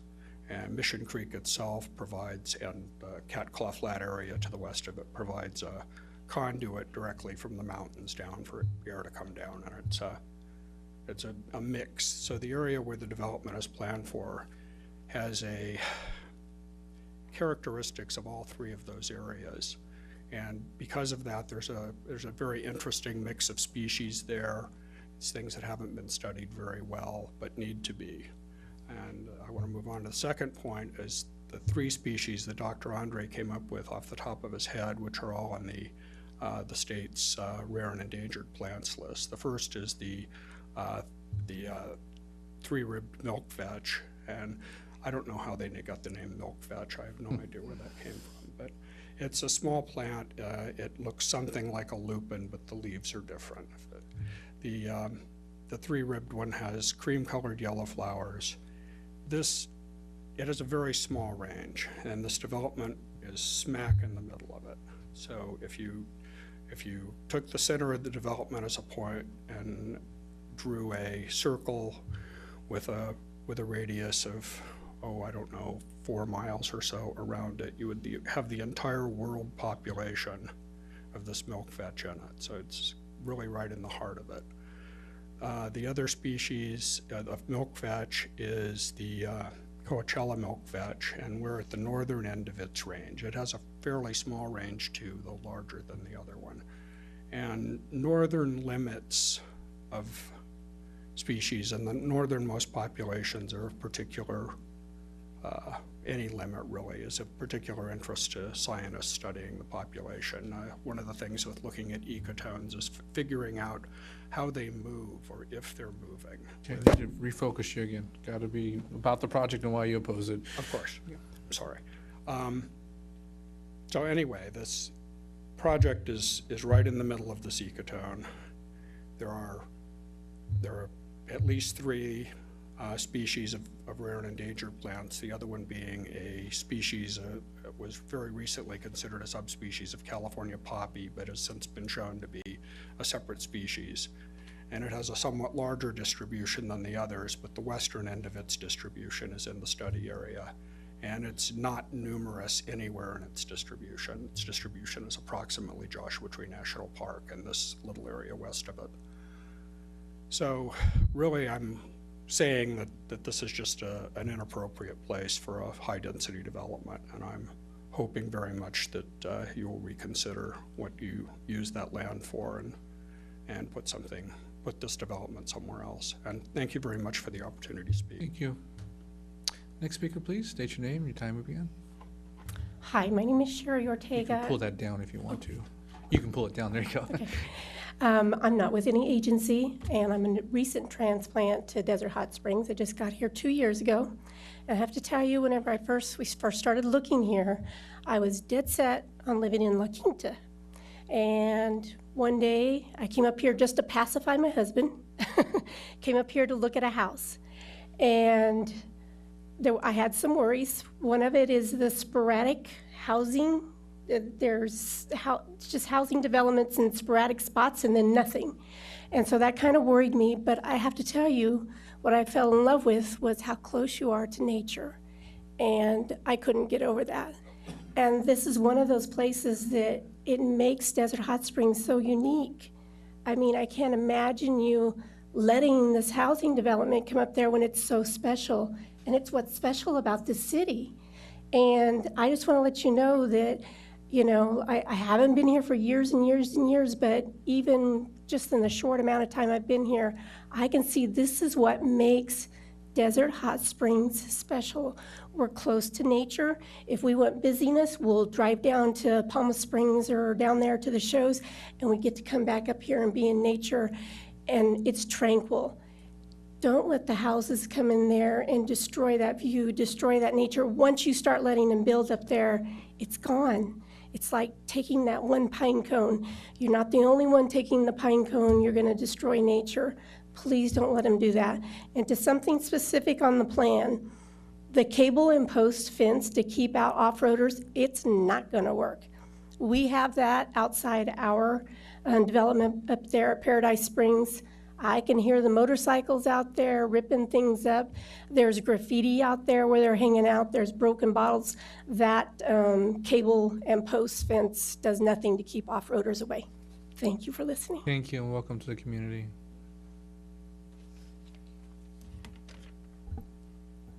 My name is Kerry Puckett, and I'm the preserve manager of the Wildlands Conservancy's Mission Creek Preserve. And I've been up here and spoken numerous times about this project, both in the Planning Commission meeting in 2016, and I'm here again today. Before I go into my prepared speech, there's just a few things that jumped out as far as what's transpired this evening. The first of which is we clearly have a misunderstanding in the City Planning Commission about where this project's actually situated. The tract maps showing this location that Mr. Atkinson distributed this evening clearly show that this project touches Sandusky National Monument in its northwest corner. It is not 2 miles apart. What's been clear throughout this process is there's been a consistent lack of speakers in favor of this project. In regards to the public notification, this is a pretty good turnout considering this wasn't noticed to the public until September 6th, which was 12 days ago, and it was advertised in the Desert Star Weekly on September 7th, 11 days ago. I've never heard of that publication. I doubt that's really read in a circulated fashion among this community, but I can't help but wonder what the turnout would be both in favor of and against if this was circulated in the Desert Sun. I think this evening we've witnessed that it's still clear as mud in regards to the status of the tract maps. And if we're getting to a point where we're actually holding a vote, that's very alarming that that's still not resolved. The city attorney's position seems to be that the plan of action tonight was to vote for this approval, and that would alleviate threat of litigation. But that wasn't the question about the validity of the tract maps. With that said, for 2 years, I've watched this project be sold as having the potential to help alleviate the California housing shortage while injecting lots of dollars into Desert Hot Springs' struggling local economy. While California as a state does have a housing shortage, the root of this really stems from dense, rapidly growing metropolitan areas like San Francisco, Los Angeles, Orange County, and San Diego. A development in Desert Hot Springs does not alleviate that shortage. The notion that this development's residents will participate in the economy of Desert Hot Springs is a notion that sounds nice, but it's tough to imagine residents of Mission Creek Trails crossing 4 lanes of highway traffic to proceed towards Desert Hot Springs. What the highway adjacent location would serve to create is lots of additional traffic, which new secret guidelines frown upon as vehicle miles traveled, and a huge spike in traffic on this section of Highway 2 and the addition of a stoplight there at Mission Creek Road. There are no facilities adjacent to this development or even nearby to attract residents to buy into this project, and it's situated in the windiest corridor of Highway 62. Anybody that's been out there any time of the day knows what this is like. Certainly, 1,998 units built creates a massive demand for water, sewer, and power utilities, none of which currently exist at the proposed project site. On the other hand, world-class recreational opportunities exist nearby, with Joshua National Park alone attracting in excess of 3 million visitors a year. A vast majority of these 3 million visitors are coming right by Desert Hot Springs on Highway 62. That's a massive opportunity to capitalize on tourist dollars. Sentiment from residents is Desert Hot Springs needs more unique commercial draws to get people to venture into the city rather than just drive by it. A high-density residential development offers nothing unique or enticing to draw tourists in. Developing Mission Creek Trails would do little more than compete with previously approved, vastly incomplete, and languishing projects that are situated well within the city's contiguous limits that have far greater capacity to actually come to fruition. Look no further than the previous initial grading and failed attempt at development of the Stellenberger project, which is located directly to the southwest of Mission Creek Trails, or across the road at Skyborn on the opposite side of 62. And I just want to point out that in Skyborn's plan, it was also approved to have public amenities such as a park, and these were never built because the project didn't get that far along in the development. So if history repeats itself, we'll have these same concessions worked into this plan that we're looking at tonight also not come to fruition. It's 7.5 miles to the city center of Desert Hot Springs and 12 miles to North Palm Springs from this location. Is this 5-mile difference really going to draw or deter these potential residents from spending their dollars elsewhere? These are cities that they're likely already working, and with no proximity to amenities, these residents would be economic free agents in terms of their spending. What's very real is the city could very well find themselves holding any investment in infrastructure to get this off the ground with no return in sight to be had if this doesn't actually materialize. That's all I have. I appreciate the opportunity to speak. Thank you. Thank you for your time. Next speaker, please. Hello, my name is Ron Reed, and I'm a resident of Desert Hot Springs. And I've been here, I've moved to the desert in 1977. So I've been here for quite a while and seen an awful lot of changes. Much of that time is spent in Desert Hot Springs. I've lived up in Yucca Valley, Morongo Valley, Palm Springs, but most of it's in Desert Hot Springs. And one of the things I've really enjoyed in looking west from where I live, which is just up the road here, is that there's a downslope and then there's an upslope to 62 where Painted Hills is. And to see that in the morning in the, at sunrise, just lights that whole area up, and it's so beautiful. That's why they call it Painted Hills. And I look at places like, because I've gone to LA a couple of times recently and gone down towards Moreno Valley, and it's just packed with cookie cutter housing. And okay, you can make a couple changes, but it's just littered all over the place, and I'm surprised of how far they go up mountains. And I'm looking at where this project is slated to end up, and it would just ruin the valley. It would ruin the picturesque view that you get coming up, going west on I-10. And it would ruin everything from your views from Mount San Jacinto up the tram, looking out in that area. It would ruin that. And it just doesn't need to happen. especially when there's places here in town, like near the Foxdale area. That place was shut down. It's just a green, torn up fence. Take that over, move affordable housing in there. But this place on the other side of 62, it will not be affordable. Nobody's gonna, very few people, 1% of Desert Hot Springs residents at this point, 1% would be able to afford something like that up there with the California room and all that. And I think there's a lot more opportunity here to do affordable housing in the city. And coming out Pearson, where I've heard you want to have the main part of the city be in that area. It's affordable housing is not going to be there. It's got to be here, where the people are, where the people work, where the people live. Thank you very much. Thanks, Ron. Next speaker, please. State your name and time begins. Hi. My name is Casey Shaughnessy. I'm a resident of Desert Hot Springs, and I have lived here almost my entire life. My family moved to DHS in the 90s, and as a child, we were often without money. I spent many days hiding from my classmates the fact that I was frequently homeless here. I would often fall asleep in washes and the desert lots that line the outskirts of our city. As I spent more and more time getting to know this desert, I began to fall in love. I would lay in the dirt at night, using my school backpack as a pillow, and I would look up at the stars, and I would listen to coyotes howling playfully in the distance. I would watch snakes creeping across land that I was led to believe was uninhabitable. It was the most beautiful thing that has ever happened to me. As time went by, I watched places that I loved fall apart. Long Canyon, Mission Lakes, Santa Cruz, developments and housing tracts like Rancho Del Oro, Skyborn, and the large development Hacienda were being built on the outer edges of our community.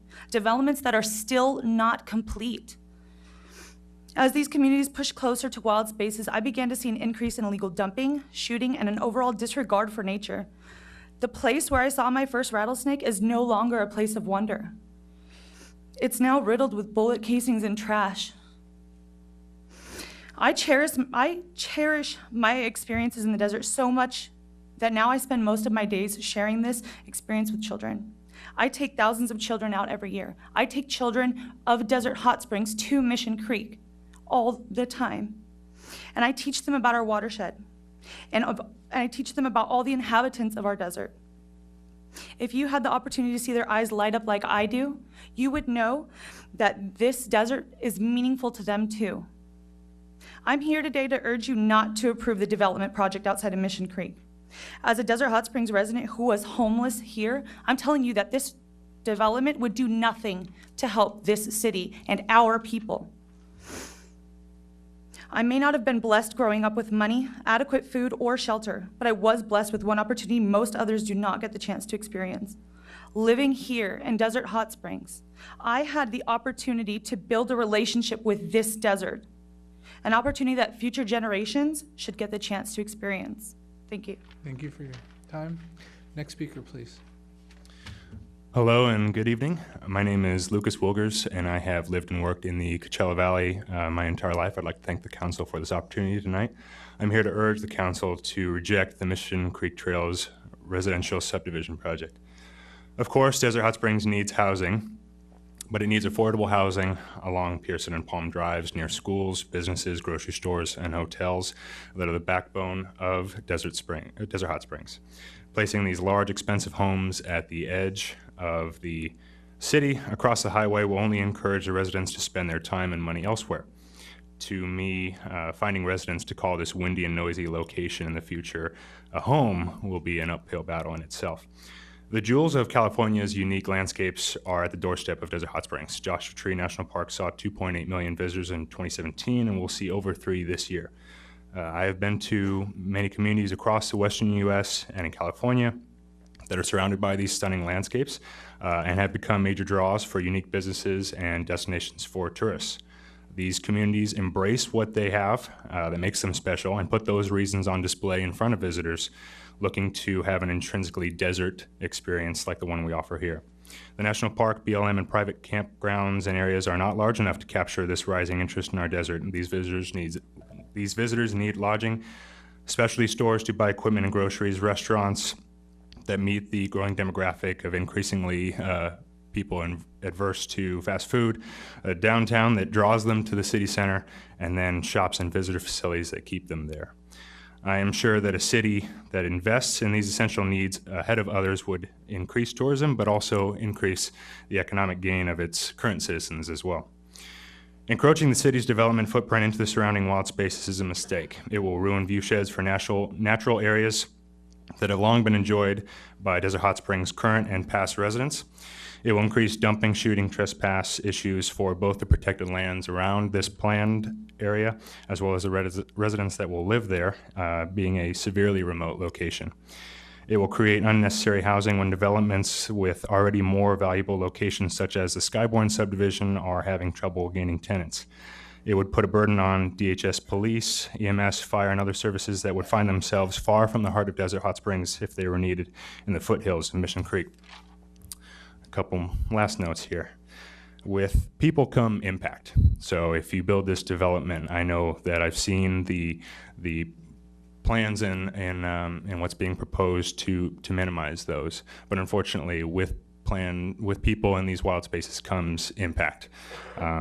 I've heard improve access like bike paths and green space. The land itself that this project is on is the access. I'll take you out there myself this coming spring when the Encilia are blooming, and if you bring a camera, we'll get a panoramic shot of all those yellow flowers glowing on the hillside. You put that on a billboard, and you'll watch the people turning off Palm Drive off the 10 to come to the Desert Hot Springs Inn. Lastly, you have an engineering group and their attorney threatening litigation to get what they want.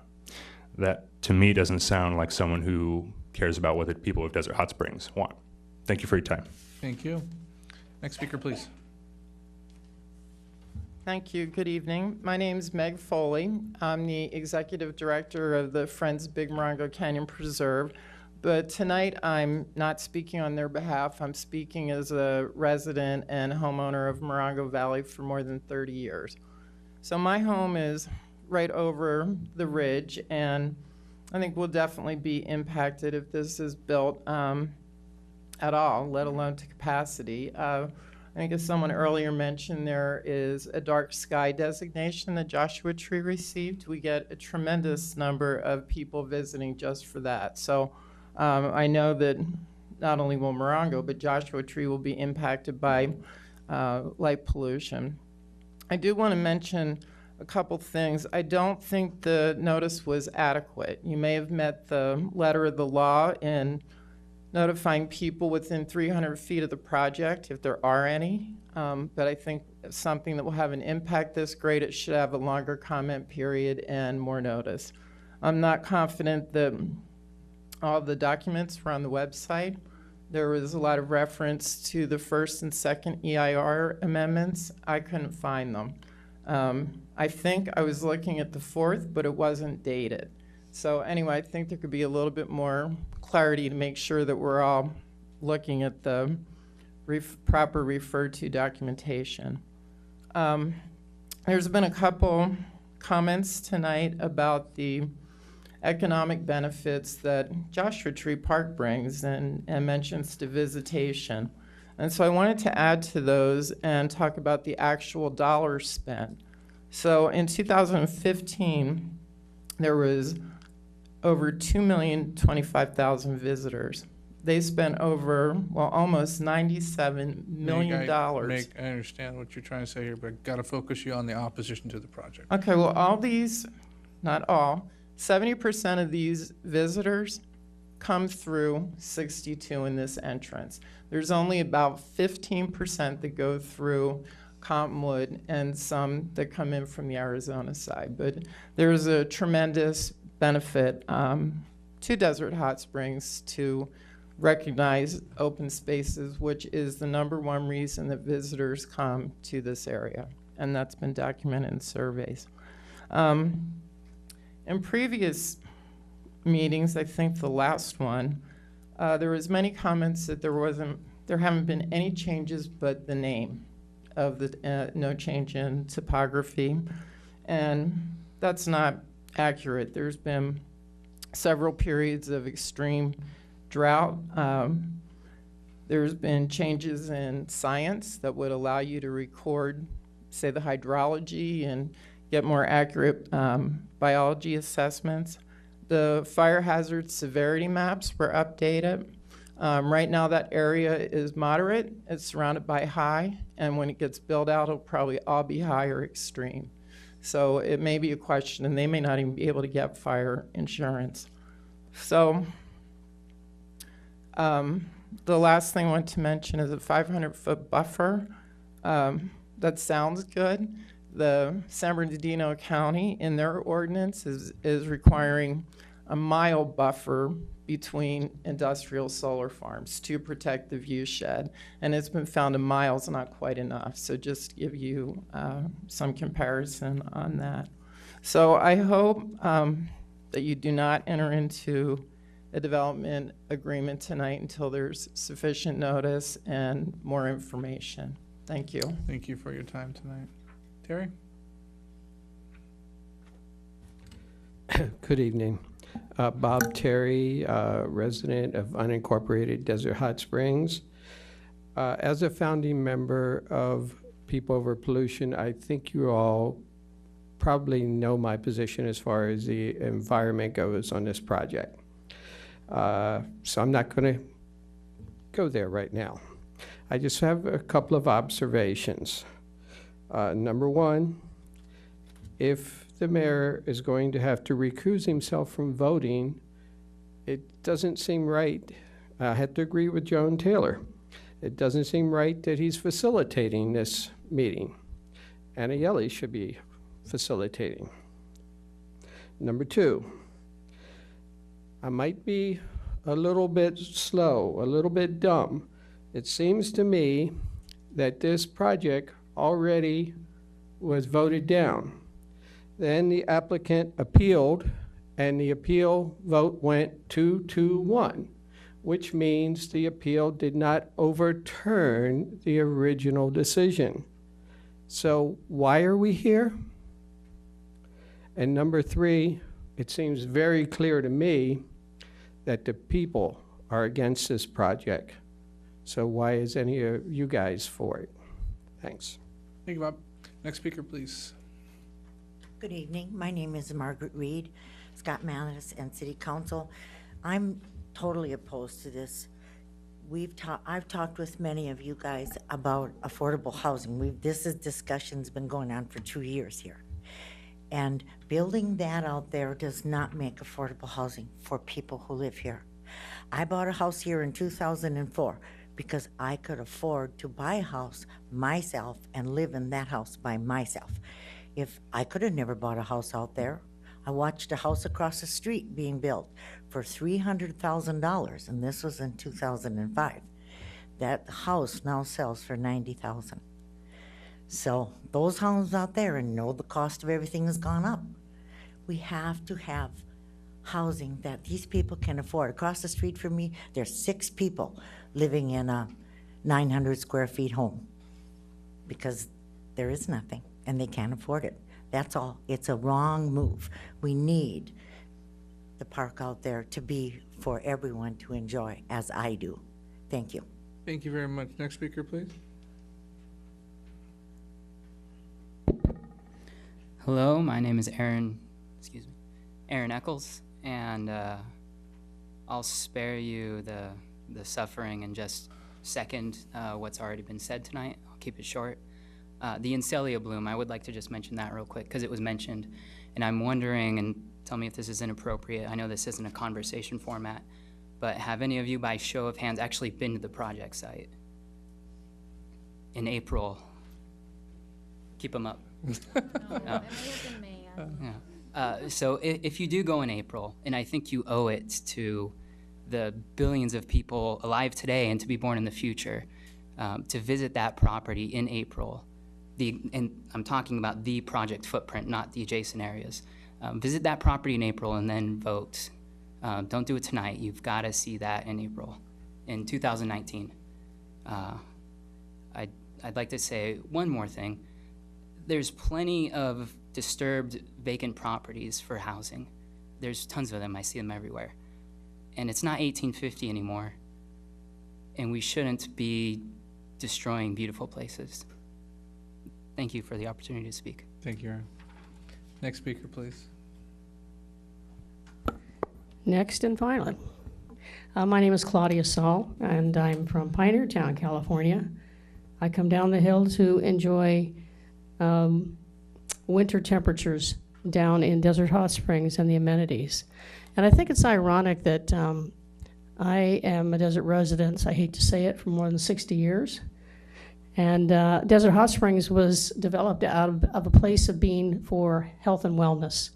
And so some of the work that Desert Hot Springs has done to enhance open space in their outlying areas really kind of plays into that whole branding and theme that I think would really work well for Desert Hot Springs. Rancho Royale has become a very controversial project here, and I think it's evidenced by the public outcry against it. The public understands this development is ill-sited, and its EIR is outdated. The public doesn't approve it, thinks that it should be redone, and that the project is out of touch with the commitment of conservation near the Desert Hot Springs open space. Planning Commission and Council supported their constituents when they denied the extension of the maps. And I hope you will continue to support that public position of not wanting to see this project cited in your national monument, which you will surrounds, the western boundary of your city, and you can claim it as Santa Rosa has done for Palm Desert and Rancho Mirage. So I urge you today to vote no on approving the development plan and not to adopt the staff's recommendations, nor approve the development agreement between on the tentative track, on the proposed tentative track maps. And I thank the mayor for recusing himself before when this came to vote. And I hope he honors that ethic as we move forward today, that he does sort of step back from taking a position. Thank you for your time. Thank you for your time. Next speaker, please. My name is Caroline Conway, and I'm speaking as a docent for the Wildlands Conservancy. I want to follow up on two comments. They were about the school program that goes to Mission Creek Preserve that brings all those kids free of charge. The busing is free. I think it says a lot to those students that it says that Desert Hot Springs values its open space. And we are trying to invite them into that place so that they can feel that someday they can go there, hike over to the Pacific Crest Trail, go into the woods if they want, explore that canyon. They want to know where their water comes from, they'll learn it there. If they want to know how this environment works, they'll learn it there. Most of all, though, what will be destroyed if there's a housing development in front of them is that sense that they are going into nature. As soon as those buses turn off Highway 62, they are psyched. That housing development won't be their homes, because I know those kids. They won't be able to afford those homes, most of them. So they'll be driving through someone else's neighborhood on their way to a place that they've never been. And I think it will make them feel less like it's theirs. I think it will be so important for them to know that this is their neighborhood, this is their place, for their kids, for them, and for their families. Thanks very much for the opportunity. Thank you. Final call for opposition. I didn't have to stand it the whole time. Stephen Kelly, been out here for a long time. I live in the middle of this area here, and I do appreciate it. I just look at the big pictures. Why? I mean, next to this place you have two large properties that they were going to build houses and they never built them. You know, the Skyborn area was going to build 2,200 houses, and they built 178. Also in the Walton vesting area, there are 3,000 plus houses. They graded the whole thing, tore it all up, and it's just empty there. There's, I guess it was a water problem at the time because they went to Skyborn area to get water, or wanted water there. I guess my point is that it doesn't make sense to me that you'd even consider tearing up a whole nother piece of dirt out here to build some houses, finish what you already have approved and get going out here. So you already have, the land's been graded, whatever these projects, finish what you've already started, and don't destroy any other land until you finish what you started on these things. And then one last thing is that I'm aware of the water table out there, and with Skyborn was going to put in they wanted to put in 3 wells. They were hoping at getting 15,000 gallons a minute, so forth.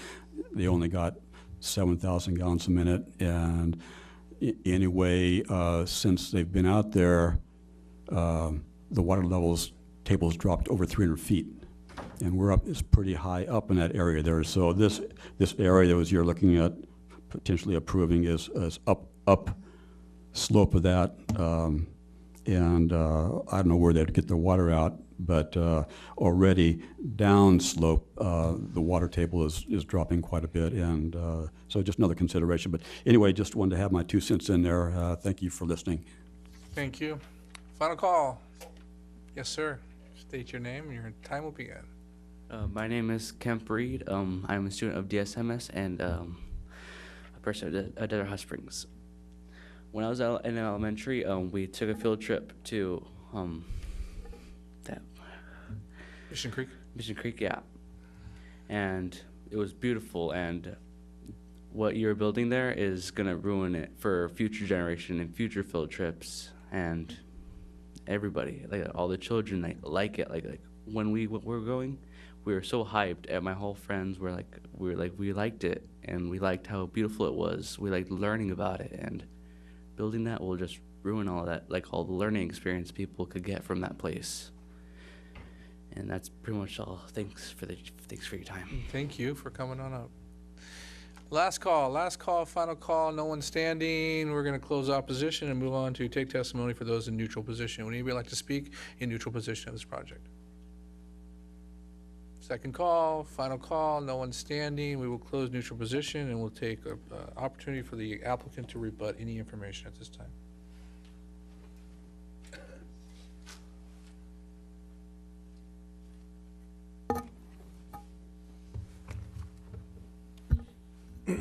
Yeah, just a couple of things. Our proposed development that we have tonight is consistent with the general plan designation and the specific plan designation that's in place.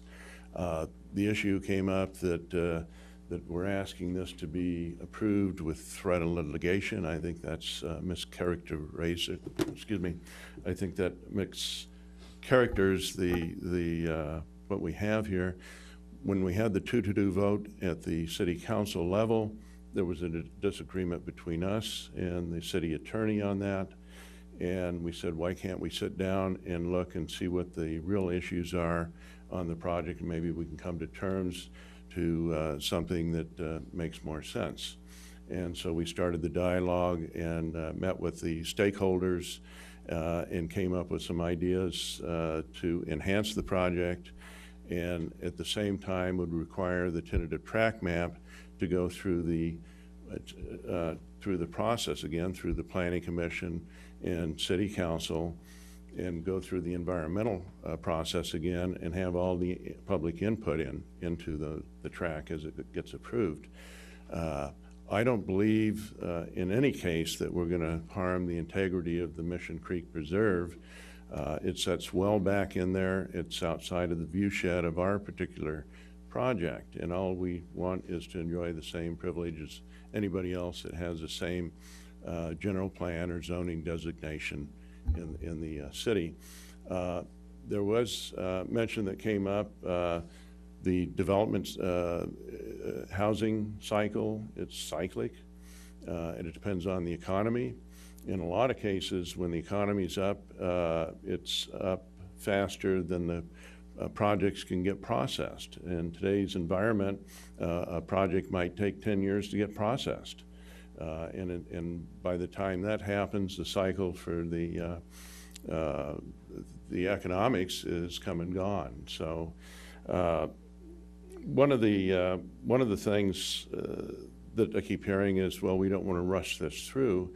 And tonight marks the 6th public hearing we've had on this project in the last 2 years on there. So the other component of that, there was a mention of plant. There was a letter that came up with particular plant species that might exist on this property. Well, during the 10-year processing of the multi-species preservation plan, that was provided for. They looked at what areas that they needed to preserve and what areas that they didn't need to preserve, and those areas that preserve provide for that plant material. And so that's why this property was not included in the multi-species preservation plan. So that's been addressed.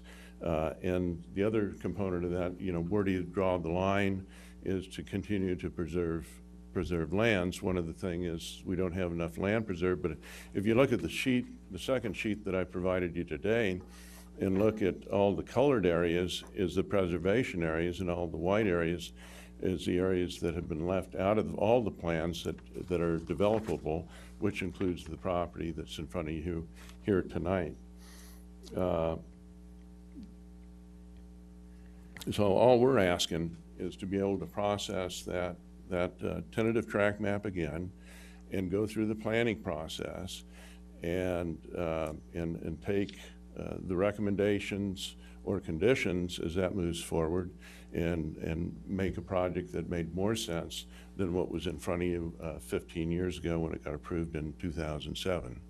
So with that said, I'll be more than happy to answer any other questions. At this time, the applicant has rebutted all the questions. I'm going to close the public hearing, go back to the city council.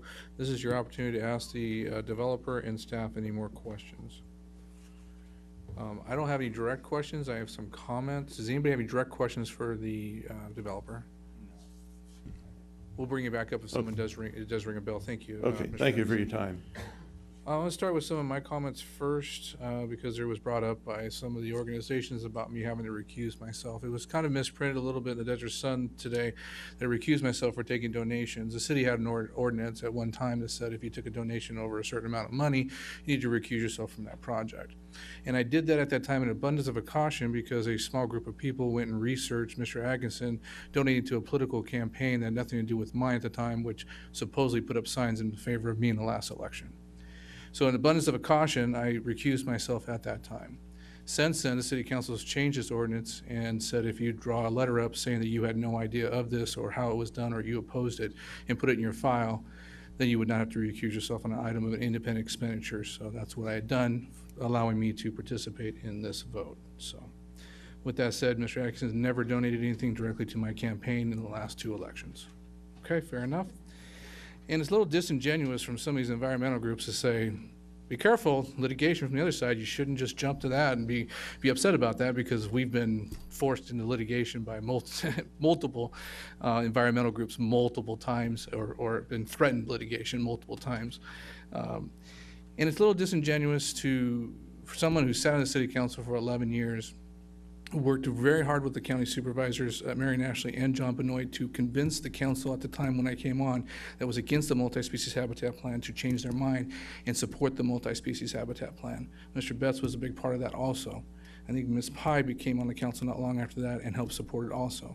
So you have 3 members on this council that have long history of supporting the multi-species habitat plan. And the reason that I supported it at the time was because you were going to take the development that was in certain areas and then you were going to take the land and support the wildlife corridors, the flower corridors, all those corridors of traffic through the middle of our city and be able to protect that for our generations to come. Projects like Mr. Atkinson and the other ones were negotiated at that time to allow develop in the future. So to come back and say that we shouldn't develop now or it's going to do this has already been negotiated. And a lot of these environmental groups that are here today are being disingenuous because they sat at a podium at CVAC and said, if you sign on to the multi-species habitat plan, we're okay with the development in and around it. And I'd love to find the tape of that too. So anyways, that bothers me a little bit. But I appreciate each and every one of you coming up here and saying your point, because this is what government's about, is for you to be able to give your point of view and be able to tell us why you think this is important to you. Now, a couple of things. The milk veg, I really appreciate the plant guy that was here. I'm sorry, I don't mean to disrespect you. I don't remember your name offhand. But we were also told the milk veg in the Palmwood development, which is 2 or 3 miles away from this, was the middle of the milk veg where they were spawning at that time. So really got to figure out 10 years ago what they were saying one thing, and then 10 years later you're saying something different. We've got to come up with the same argument. So you're saying right now the milk veg is only growing in one area, which is this place. So the vision for the city council 20 years ago was to annex all this area out to Highway 62. And the reason for that was to bring more development in the future because they thought Highway 62 was a corridor. And a lot of it had to do with environmental. Homes were being built in the north end of the city, the Rancho del Oro project. People were buying homes up there because they could get out right from the backyards and walk right into these beautiful hills that I've hiked many times myself. I know I don't look like it right now. I've been a little stressed out with work, but I have hiked a lot in my lifetime. I'm born and raised resident here. We've hiked these trails, and your story was very compassionate about how you grew up around this desert, because I did too. But the past 20 years ago, the development or the city council wanted development in that area, and they annexed that area. So it's part of Desert Hot Springs. If we're not to allow this to build, and not allow Skyborn to build anymore, and not allow the Hacienda Heights, Walton Group, Snellenberger, whatever you call that project today, build in the future, then let's de-annex that area, give it back to the county, have BLM buy it all up. Just have them buy it all up. And that's what the city council should think about, truly, if that's the case. Or could we have responsible building out there where people will buy beautiful homes? And I know they're not all affordable, because there's a lot of talk about affordable housing in Desert Hot Springs, and I do think there is a market for both. We had a planning commissioner stand up here one time and tell us that we needed to have 10,000 square foot lots and start building like Beverly Hills. And I said, that's never going to happen here. So to have responsible building on affordable housing, what is affordable housing? So this project here, I don't think would ever build until they knew they could actually sell a home. Look what happened in the recession. The recession burst in the middle of the building boom, which no one foresaw, but it hurt cities like ours, along with Coachella, Indio, the outlying cities. So the question is, what's the vision for the future of Desert Hot Springs? And again, if that's the city council's motive is not to allow this development, then we need to seriously take steps to de-annex, give it back to the county, let the state take it over, however it is for wildland.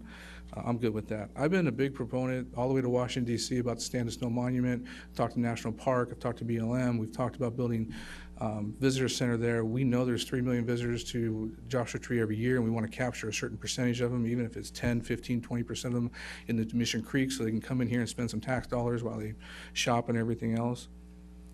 But really, would this development kill that? I don't know. I really don't know at this point. So, yes, the developer could threaten litigation. Yes. The environmentalists will threaten litigation. Where does the city council sit in the middle and has to make a responsible decision for the future? So we have gone out there, my family and I, we hike there. There's a big group of us that hike there once a year together, and then there's multiple times a year we take our kids up there. It's a mile, almost two, to the entrance of this. The developer has come back with development agreements. He's put 500 in his agreement, plus the mile to the entrance. So is that too close? That's still too close? So we get rid of this one. You can't build Mr. Atkinson. Now, I don't know how many acres you have there. Let's say it's 3 more miles to the edge of your project on the other side. So now it's 4 miles. Is that still too close? Some people it will be. Some people won't. So the question is, what's responsible in the development, in the multi-species habitat plan? Develop this plan, put the parameters on this plan, and all the environmental agencies agreed to it. So I don't know why we're sitting here today either, why we just didn't extend the track map and let housing market develop in its own time, which at this time, I don't know if a housing market will develop for that property, but it doesn't mean we can't allow it to develop in the future. Those are some of my positions. I might have some more. I think I copied everything down there. I'll move on to the next speaker, which is Mr. McKee. First of all, I apologize. This may take a while. My family's been in this city since the 1970s. I haven't been in myself. My parents were here at a time when they swore that when someone put the first stop signal in and got rid of this four-way stop at Pearson and Palm that they would leave. That was a time when there were less than 2,000 people in Desert Hot Springs. And there's been a continuous battle about development since then, with some people believing there shouldn't be any development at all, some people believing there should be carte blanche, and I sort of sit in between myself. The mayor was sort of incorrect because I was forced, when I was first on this council, to vote on the multi-species habitat, and I had some significant issues with it, and I was convinced by one of the members on this council to vote for it, with the understanding that what we were doing was giving up thousands of possible building lots and huge amounts of land around the I-10 corridor that could be commercial development, with the understanding that anything that sat outside that land was developable and there weren't going to be real fights about this. Obviously, that's not true.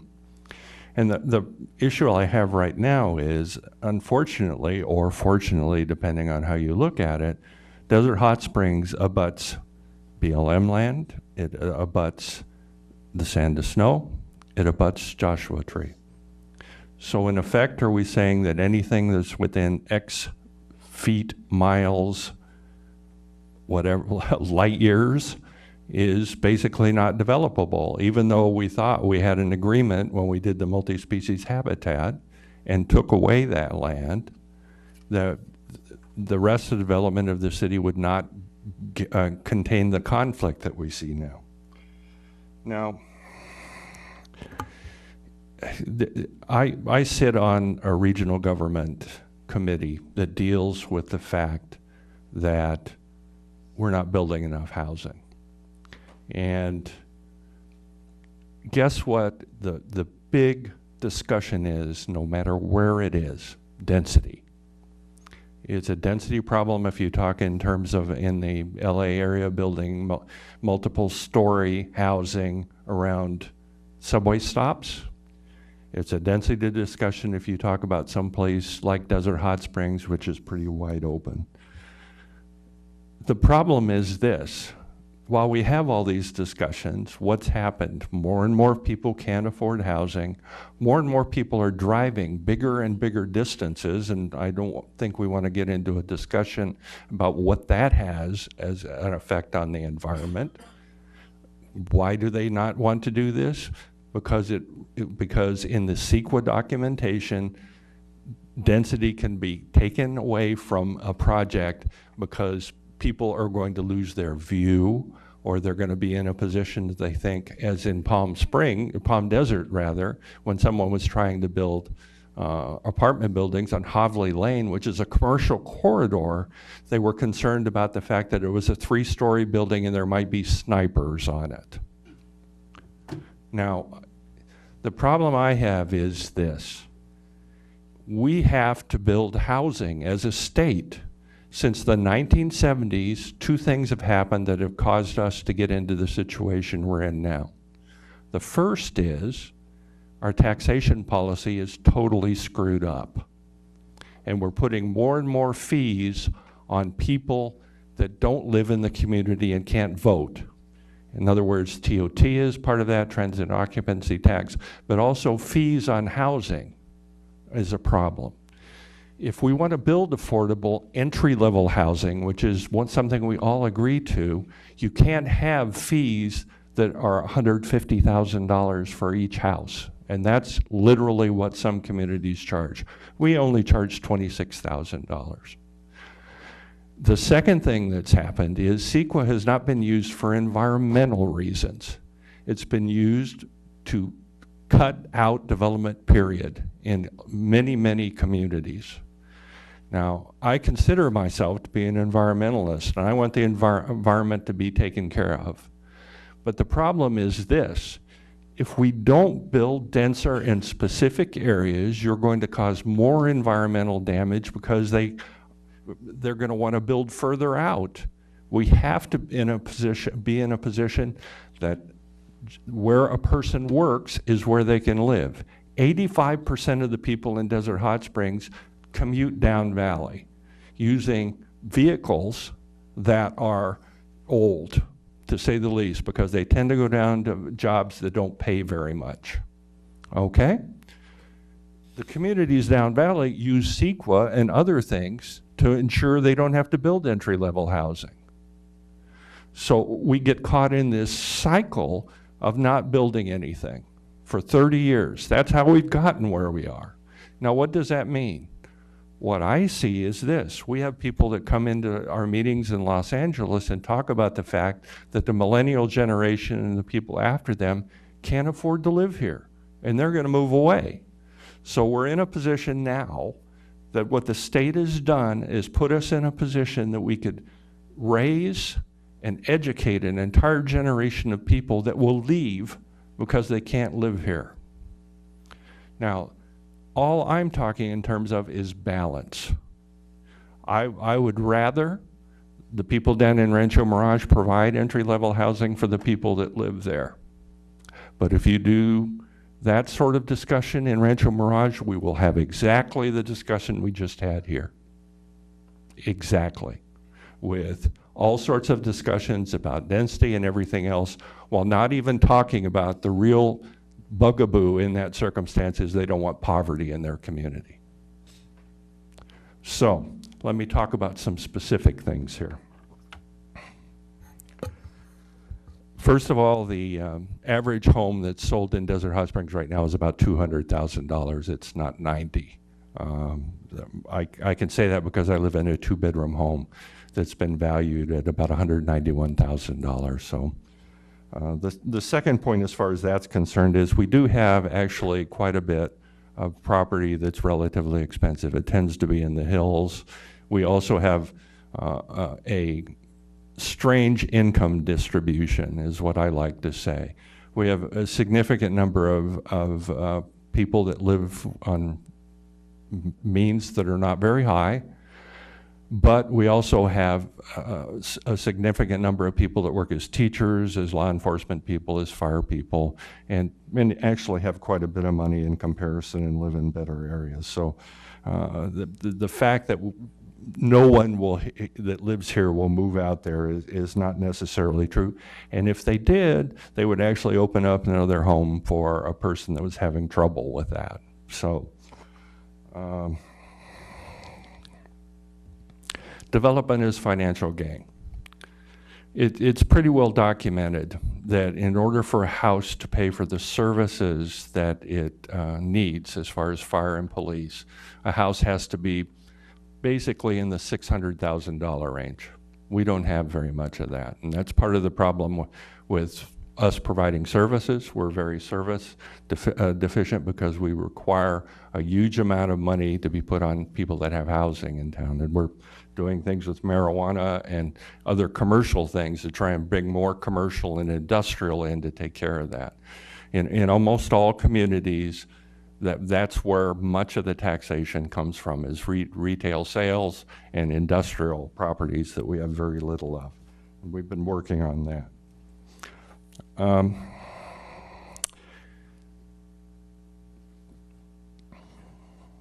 As far as the entrances to various places, there's a whole raft of differences as to what places look like. I mean, if you look at Gettysburg, for example, it's right in a town. I mean, you walk from a street right into a town, and it's an older town that doesn't look that good, actually, and it's been there for a long time.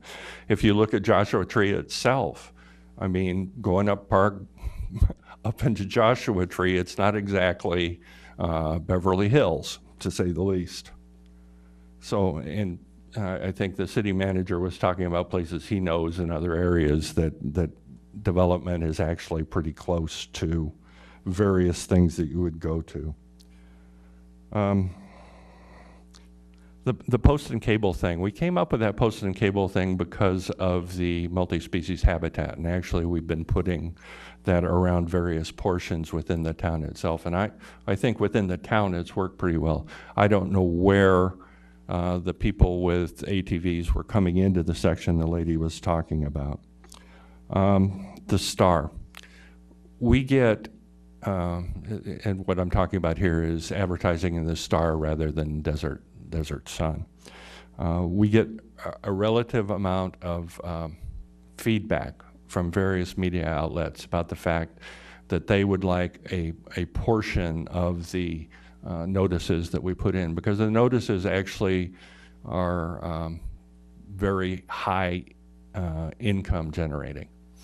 And specifically, putting them just in one publication or the other creates a feeling that we're attached to one of the other papers. The Star is actually available more in our town than the Sun is, if you were to look at it. There are multiple places you can pick it up. The last time I heard, the Sun had a circulation in town of like 200. It's not something that a lot of people in Desert Hot Springs look at. So, everyone's talked about the fact that the city council has the right to do anything we want.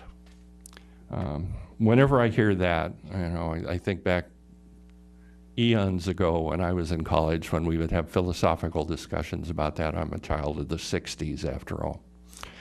And one of the more famous scenes from a movie is a scene from Dr. Zhivago.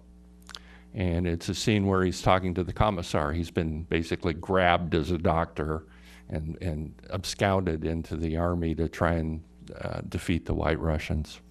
And I'm sort of talking about Big Lebowski there as White Russians, but that's another matter. One of the things the commissar tells him, I have the right to have done what I did. And what Zhivago says is, no, you had the power to do it. You didn't have the right. And part of the thing that we have to do up here is figure out not only what power we have, but what is the right thing to do. Now, as far as golf, I'm glad somebody brought up golf. Do you know how many golf courses we have in Desert Hot Springs proper? No, I don't think any. There aren't any. Desert Dunes is outside it. The golf courses in the mobile home parks are outside it. Mission Lakes is outside it. The only ones that I know of are outside. So we've supported actual trails long before Palm Desert and other places that have focused on golf. There's a feeling that government can sort of force where people do things. And we've seen that before.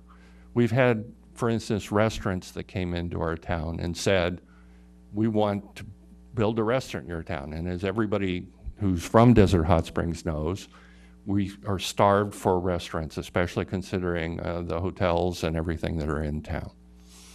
And several of them didn't come because actually the city government told them where they wanted to be.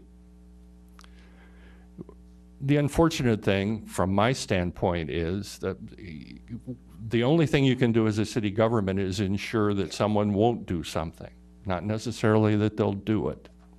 And what we've seen when we try and force people, developers, people that are interested in commercial properties, people that are interested in industrial properties, they don't come because they've done their calculation. They figured out where people go, what's interesting to them, and everything else. I think we should, as a council, do our best to protect the environment, and I think in this case we've actually done that. Now, is it perfect? No. But what we have a tendency to do now is create philosophical trenches when we're talking about this stuff. When we first started discussing this, I asked people that were involved and were in a position that they didn't want to do it. Okay, what's important? What are the things you are interested in that cause you not to say this project's a good thing? And I was given 4 or 5 things. So literally, I went to the developer and I said, look, can we talk about this? Can we have a meeting about this and figure out how we can do this that is not perfect from everyone's standpoint, but is something that's fair to everybody? Bluntly, The developer has done things as far as all the things that were brought up at that time. But what has happened now is we've found, well, that's not enough. Well, is it ever going to be enough? I've heard people say that the point of not getting this developed is to reduce the value of the land because it can't be developed and then let somebody buy it. It is not my job to disvalue someone's property. I've asked certain people that are in the environmental area to give me an example of an entryway that would be good. Never got it. Okay? This is not a situation where the five of us up here haven't discussed this, beat it to death in a number of meetings and everything else, and tried to come up with something that's fair. The problem I have is a lot of the people that have gotten up here to talk don't want any development at all. Okay? I'm here. I'm okay. To heck with everybody else. That's what's gotten us in the situation we're in as a state right now.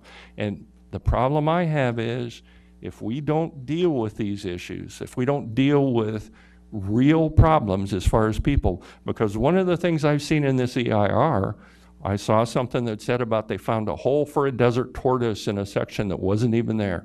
Didn't see a damn thing about people. Not one thing.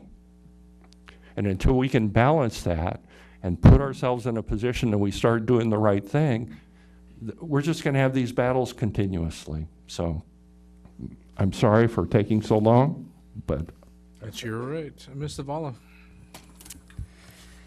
Yeah, I do want to go back to the last meeting that we had when we discussed this project. And yeah, at that time, you know, there were a lot of concerns presented both by the council and by the public. And since then, you know, it's been a year. During this time, you know, the developer has been, you know, very amenable and agreeable to working with us. I know Joe and I both went out to the project site. He put out giant red balloons so that we could see exactly where the edges of the project would be in relation to the preserve. And once I actually got to see it in person, we drove around it. Then we drove into the preserve, looked out to see if we could see the balloons from the actual area where, you know, you kind of, they have that little tiny parking space. And you couldn't even see the balloons out from the actual preserve area. So I felt very comfortable with the fact that the view wasn't obstructed once you're out in the preserve. Sure, when you're out driving to it, you'll see it. Technically, if I'm not mistaken, that roadway that we're using, that's not technically, you know, it's gravel, it's not like paved road, is actually, it belongs to the developer. So, I mean, the fact that you could see it while you're driving, well, you know, he has that right of way there and it's his property.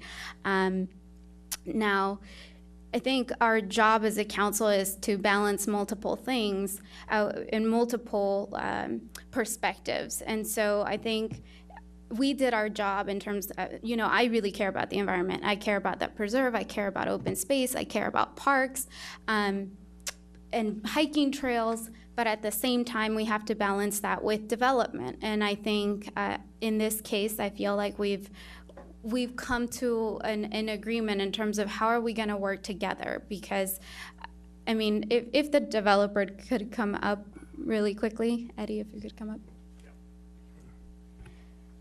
Could you just let us know how much money you've invested into this property over all this time that you've owned it? I don't have an exact dollar amount, but I would guesstimate it's probably between $3.5 and $4 million. Could you tell us whether or not it would be easy for you to up and move your development to an existing property that's not developed closer to the city? Oh, first of all, you'd have to sell the property that I have right now and take that money to purchase the other property. I don't see that as being viable. So, you know, I think from the perspective of any person that makes an investment into a property, to then have a city that says, oh, you've made a $3 to $4 million investment on this property, But now, due to different circumstances, you are now going to lose all that money and that you've invested. I think from any person sitting out in the audience right now, you would not be too happy with that. And it's reasonable. It makes sense. Now, had I been on the council in the 80s, it would have been easier to just say, hey, forget about the project. Nothing's there. He doesn't own it. At that point, designating something like that would have been a lot easier. Now we're at a point where we have to collaborate and work together, take into account the interests of the city, of the residents, and then also working with developers that are making investments in our community. Now, a lot was mentioned in regards to affordable housing. Affordable housing is definitely needed. However, we need to diversify the types of housing that we have in our communities. When we look about attracting other businesses and increasing our tax revenue, they're looking at how much are people making in the community. We live in a community where people don't tend to make don't tend to earn a lot of money, and that's okay. It's part of our story. It's who we are as a working people. But at the same time, we also need to bring in developments that might bring in people with more disposable income that will drive up our average income as a whole, so that then other businesses actually want to come to our city because they see that their business will be viable and profitable in our community. Now, whether or not this development agreement is approved, it does not mean that he's going to start building tomorrow. As Scott mentioned, that's going to be dependent on market conditions. But this right now it's a way for him to say, hey, is that $3 to $4 million still secure in this property? And like I said, if I felt that this was somehow going to completely obliterate the Mission Creek Preserve, I would not be in favor of it. But I actually went out there, I looked at those balloons, drove around multiple times. I mean, we spent probably a good, I want to say, 2 hours out there, really taking everything into account. And I just feel that, with a 500-foot buffer and the mile or so that it takes to get in, it doesn't sound like a lot, but when you're up there, you can see that. And those balloons were up pretty high. I can't recall how many feet they were up in the air, but they were high. They were really high. Anyway, but I do have some issues in regards to some of the things that I saw in the development agreement. For the force majeure clause, I'd like to see a limit on how the number of extensions in the past our development agreements have said. It'll say the force majeure clause, and then it'll say not to exceed X amount of years.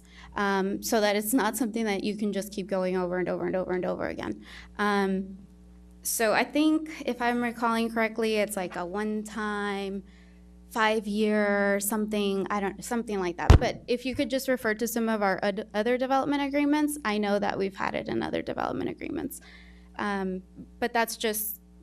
Are you talking about the term, meaning the number of years the development agreement is in effect, or the force majeure, meaning, like, God forbid there's a strike or? Yeah, the force majeure. So no, you have the force majeure clause, but then under it, there's another clause that tells you, like, for how long you can claim the force majeure clause. And then my other thing would be in regards to the $30,000 for the visitor center. I saw that it's staggered by the number of homes that would be built. I would really like to see that instead of being linked to the number of homes being built, I'd like it to be linked to when the visitor center is built. So that it's just in case it doesn't align, I just want to make sure that it aligns to when the visitor center would actually be constructed. And then, Can you clarify that? What was that? Can you clarify that and how you want that worded? Yeah, so the $30,000 that would be set aside for the visitor center, for the Santa Snow National Monument, and of course the Mission Creek Preserve, I'd like the $30,000, I guess, donation that you're making to this to be linked to when the construction starts of that visitor center, as opposed to the number of homes being built over time. And So just to clarify, I'm sorry, I'm getting tired. I know. So to say, if a organization such as BLM, National Parks, Stand the Snow decides to build the visitor center, then that you want the donation attached to the beginning of the build? yes. Okay. Yeah, because I think it's kind of staggered, like, I think it's 600 homes or 500 homes, and then I think 600 and then 900 homes being built. That would trigger like $10,000 payments, but I'd prefer it all to be at the commencement of construction for the visitor center, whether it be another entity or even us, however that works out. But I want it to be linked to the onset of construction of the visitor center. And the other thing on the development agreement, where it says the donation of land for the visitor center to be up to 1 acre, I'd just like to delete the up to and just leave the 1 acre. If that's okay, I'd prefer that. But I think that's it for right now. On an aside, just as an aside, no offense or anything, but this is just my recollection. I don't recall having a council meeting where we had a formal vote in regards to revising the political PAC donation recusal policy. So we can just have that conversation offline. If we could look that up on video, if staff could help me identify where that happened, that'd be great. The last I remember was hiring a professor from somewhere to look at whether or not we were allowed to have that policy or not, but then I don't recall it ever coming back. So, but that's just kind of as an aside, not necessarily for this council meeting. Mr. Betts?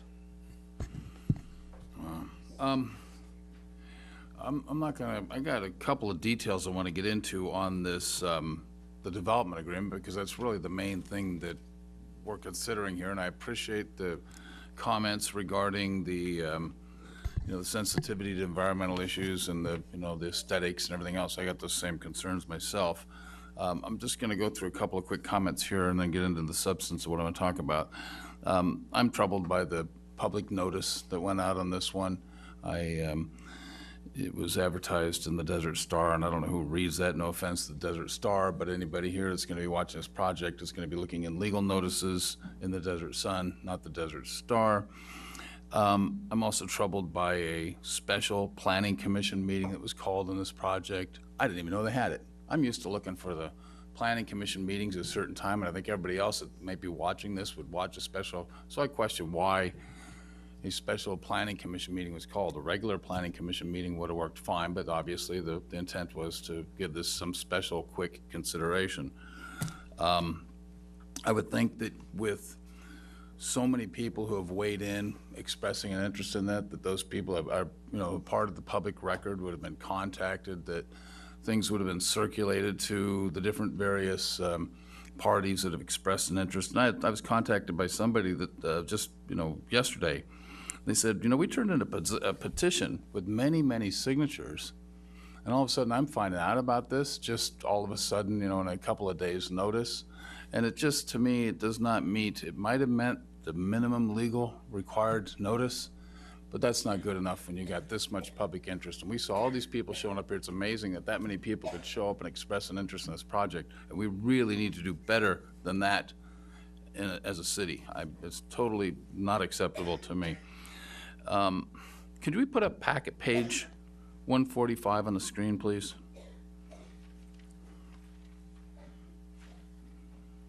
Now, this is I think it's the right page. It says tentative track map 35009.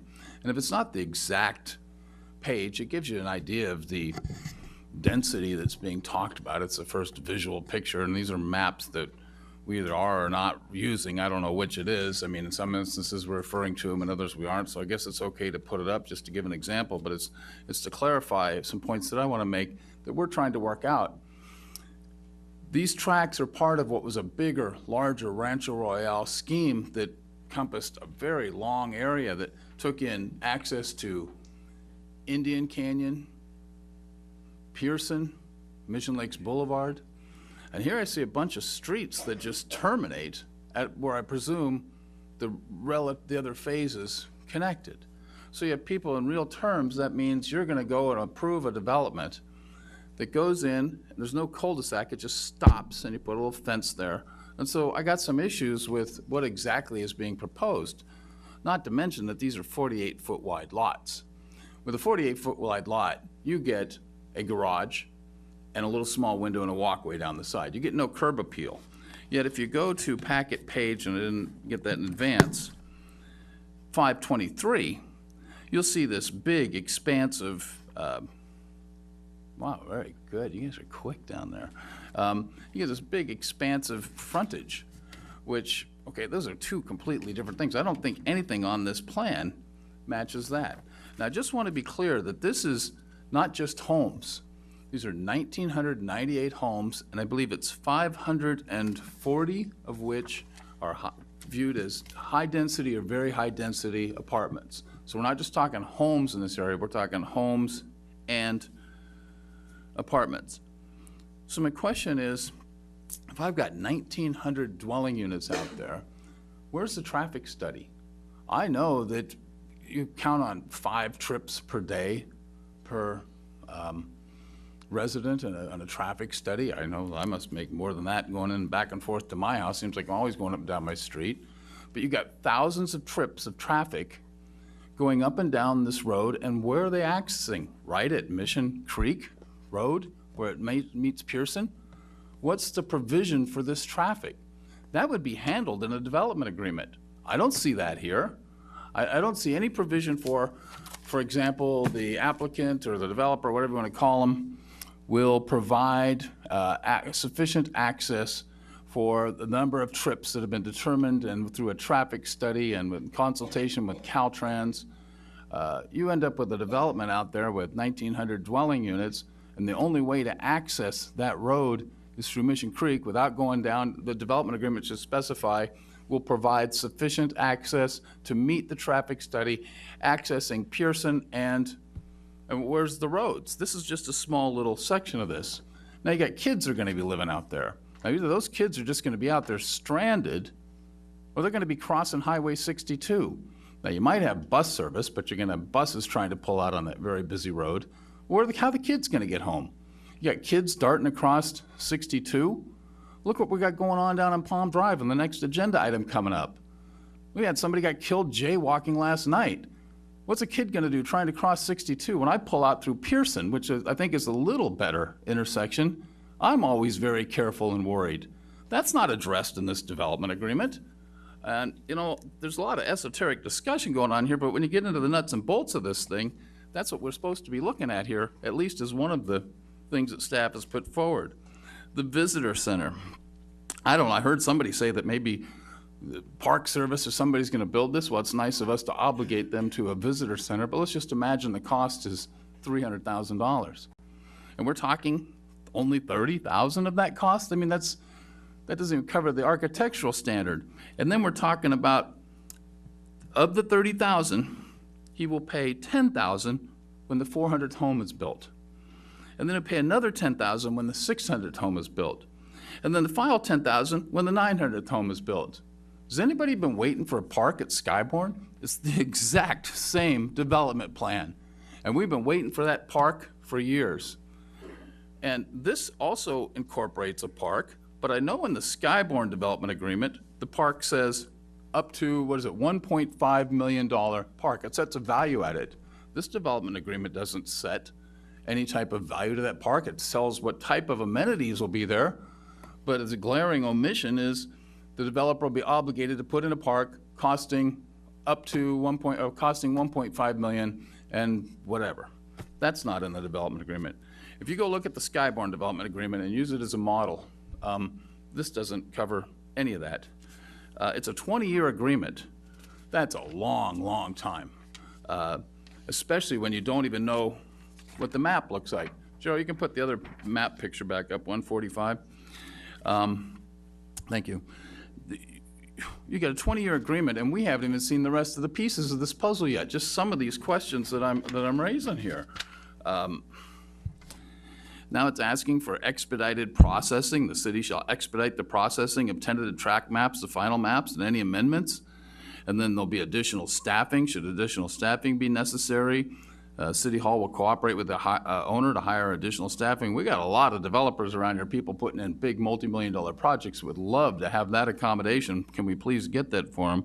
And then here's the big one, a fee waiver. The city shall waive any and all application and processing fees for the tentative track maps, the final maps, and any amendments.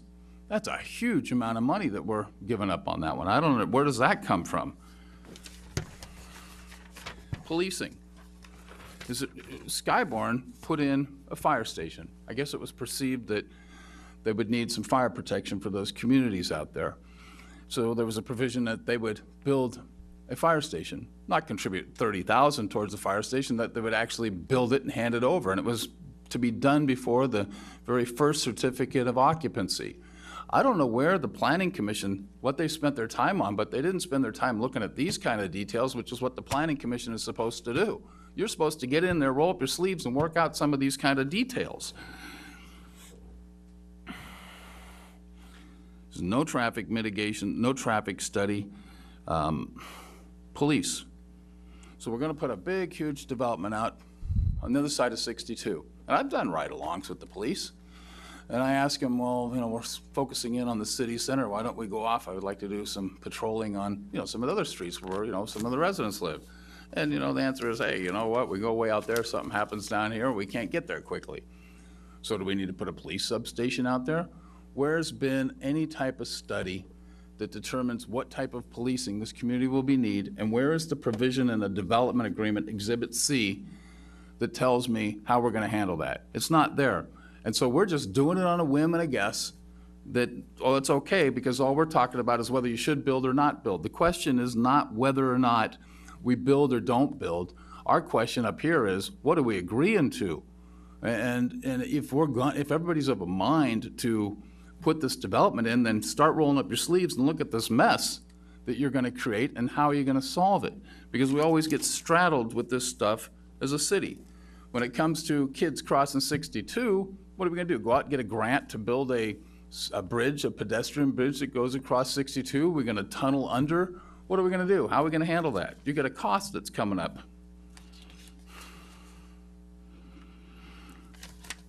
You know, we got significant issues on the environmental and the CEQA. And CEQA isn't just a way to stop development. It's California law. It's established California law, and it's there for a reason. And it takes care of all kinds of things, not just environmental, but all the other areas. And you know, it used to take in traffic. I guess that's going to change. It's now going to start taking in vehicle miles traveled. You know, it's a complicated affair, but it's not just used to stop a project. But on the CEQA, we had a very expert opinion in the form of a multi-page letter. How many pages is this? 1, 2, 3, 10-page letter, let's just call it, from the Center for Biological Diversity. Now, I asked, where the heck is that letter? It wasn't in my packet. I've got information telling me that this meets all the environmental, the CEQA requirements. And we had dueling attorneys saying, you know, no, it's okay, and no, it's not, you know, I mean, in the record here, but I would think that if we had somebody who submitted something to us, the Center for Biological Diversity on February 10th, 2017, as a part of this project, that one, the Planning Commission would have the benefit of that input, and that we as council members would be reminded of this document and have a chance to weigh in on that as well, because we are being asked to, what have we been asked to? Certify the EIR, what do you call it, addendum, instead of a new EIR. So, you know, why is this conversation not in there? And conversely, the applicant's attorney, she responded to that, and I don't see that in there either. So there's just no full discussion. This thing is just on a sail it through, let's get this done. Now, there was some conversation that there's been all kinds of talk about this project. Now, other than maybe some passing casual mention about, geez, when's it coming up, that when it showed up on this agenda is the first time I knew that this was going to be on the agenda here. We have a screen on the City Hall where we can see what's coming up, but I didn't know it was scheduled for today. And I haven't had any extensive conversation, and whatever conversation has gone on between this city and the developer doesn't suffice to, isn't a substitute for the public being able to weigh in on all those discussions. If you're gonna put up balloons to show us where this is, those balloons should be up there right now for the benefit of the entire public, not just for the benefit of a couple council members on a subcommittee working through this thing. I've talked to other council members in other cities, because I wanted to check my thinking on this. I think I knew, but to do a development agreement ahead of the track maps and this, and whatever else is needed on this is bass-ackwards. You allowed to say that? You can't do this development agreement. It's not responsible, it's not proper, it's not the proper sequencing. If you're gonna approve, especially a 20-year agreement, you need to see what you're approving, not leave it up to, hi, we're gonna work this out later. It's just totally irresponsible. I'm sensing that this is gonna end up being not going the way I think that this should go. I'm just reading the tea leaves up here, and I'm not trying to get people upset. But, you know, we had somebody mention the height of 75 feet. And when the applicant came up, he said, well, you know, maybe we could work that out. No. Councilmember McKee, if you think 75 feet is too high, I hope when you make your motion on this, that you put a condition in and you say, you know what, as the council deciding what's good for this community, there will not be 75 feet allowed. It's not an item that's negotiable. It's a development agreement that we're putting in here. Will you vote for it if I do that? There's nothing here, that I could vote for because the details aren't worked out. You have way too many details. I've only touched a few of them, but they are very significant details. Any one of them should cause you to say, hey, this needs to get worked out before we proceed with this. So, you know, I've got these notes here. I'm gonna go miss something. I'll just come back to it if it's really that important.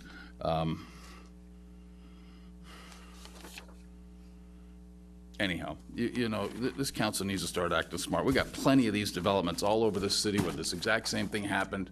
You got the messes all over the place. Out there at Tuscan Hills, let a developer run amok through the city, and it's been a graded mess for years. And you got half-finished developments, and it wasn't all because of the downturn. It was because protections weren't put in place. We had 11 developments throughout the city that we didn't do the protections that we should have, and you got residents right now looking at the same thing I'm talking about over at Eagle Point. You got residents out there looking at a dead-end street, and what is it, 10, 12 years later, they're still looking at construction fence, and they were supposed to look at a finished landscaped area and a finished street. The fire department, when this came up, I remember this, I was here, I was in this room when this was being discussed, and CAL FIRE had all kinds of objections to this project because they didn't have what they thought was proper circulation for their emergency fire trucks. Were they happy with one entrance and one exit going up through Mission Creek Preserve? Is that what they're gonna do? They're gonna run the fire trucks up Skyborn and then they're gonna go across and everything goes in and goes out? Every time I heard the fire department look at a project, they say we need 2 ways to get in. Now, maybe I'm all wet on that one, but seems to me that's what my recollection is. This one has one very limited access point, nothing on a map, and we really don't even know what that is. But there's certainly nothing in the development agreement that tells us that that's gonna be addressed. I'm gonna hold here and see what other comments there are. Obviously, I think it's totally irresponsible for this council. This item needs to be continued. These details need to be worked out. That's the responsible thing to do. I'm not trying to get my fellow council members upset. Huh? You are. Okay, well. Pretty much told us that we were stupid, so. Dumb, so. Well, answer the questions and show me that we address this. Just tell me how You don't kids have are to gonna yell get, at us. just We're tell me right how. here. You I'm can sorry. debate very I need calmly to- like everybody else has. Okay, I'll go back to my Thank you. Shakti. Thank you. Shaman, Shocked whatever I it was. am. I met with a Shakti shaman today. I came in here all calm and then my blood starts to boil. I've been doing this so long, watching these same mistakes get made over and over Okay again. to be passionate. It's okay to be passionate. You just don't have to be rude. Okay, well, I'm not trying to be rude. I'm really about to jump out of my skin on the problems I see with this one. So I'll leave it there and wish my council members that they will do the right thing on this one and consider these questions that were raised. even if they are a little bit over passionate, and answer just the question, how are kids going to get across 62, and how are you going to address that in the development agreement? I'll hold my comments till later. Thank you. I didn't bring up one thing I should have, and I think one of the things I'm concerned about is signals on 62, if we can pay attention here.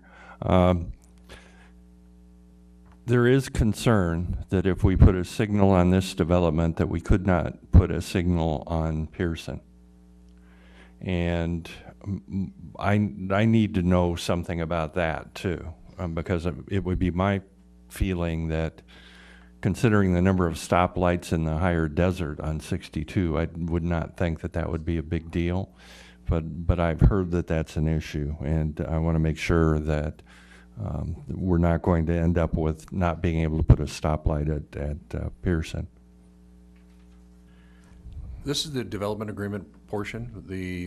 When the maps come forward and the traffic studies required and the rest of the requirements, at that point we will be studying traffic signals all the way into the city of Palm Springs up through 62, probably close to Yucca, depends on how many miles it is from the project. Danny, you can clarify that a little bit.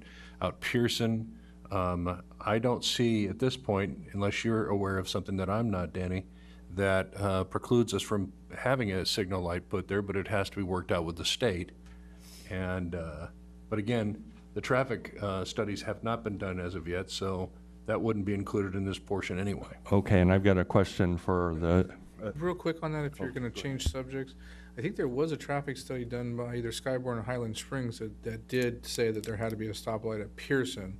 I don't know if it went as far as Mission Creek, but we could pull those studies and look at them. I want to make sure that that's clear. Second question, the portion, well, let's do this first. Gerald, could you bring up page 143?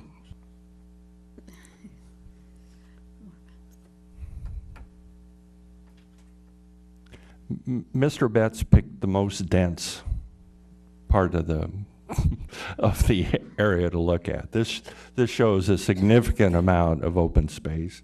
Let's go to 142.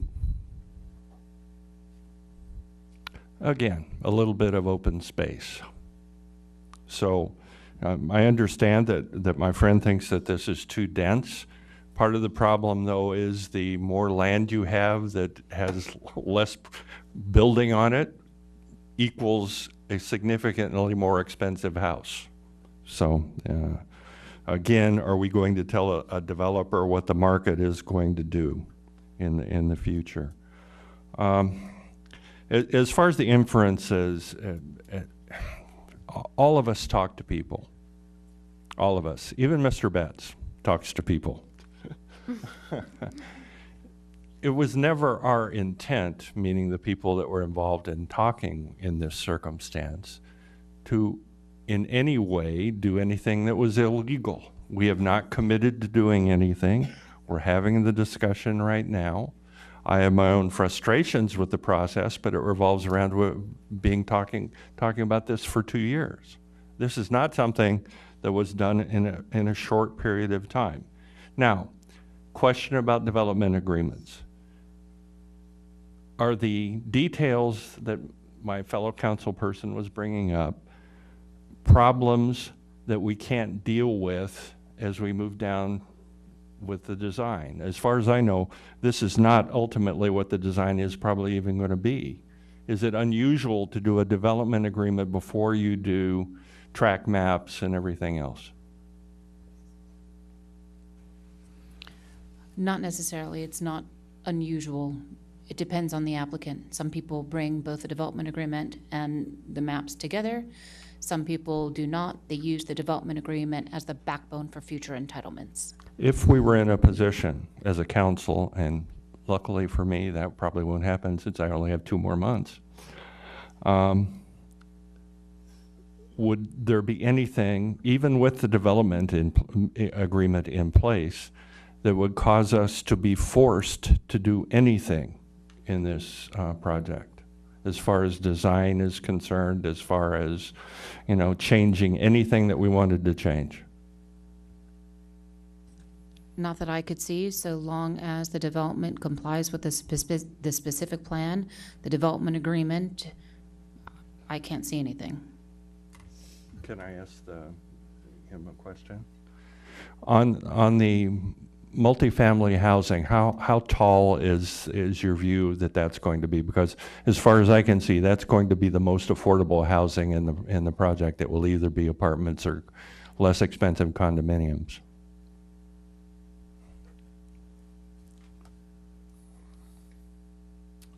We would need the allowance in height of at least a 3-story building on those. So you're talking about 30 feet probably? Probably 35. Okay, so you would not have a problem with saying you're not going to build a 75-foot building? That is correct. Okay, thank you. That is correct. So there, you got it, Russ. So you're going to vote for it now? Ms. Zavala. So I just wanted to oh yeah, go ahead. Just let me clarify on the 35 feet. There will be some commercial development within the site on the northeast, on actually as you come in on Mission Creek on the right-hand side there. So we were talking 35 feet for the residential aspect of it. So you're actually thinking the commercial will be taller than that? We haven't marketed any commercial at this point. Well, but if it serves the council, we can limit it to 35 feet through the whole project. And if it becomes an issue later, then we can come back and discuss that point. But we could live with 35 feet at this point. Thank you. Okay. Ms. Zavala.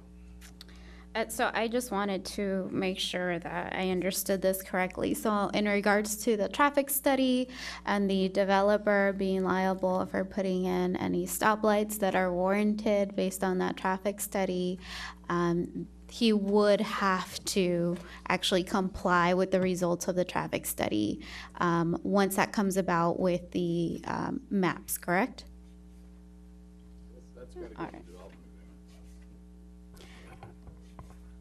Well, yeah, go ahead.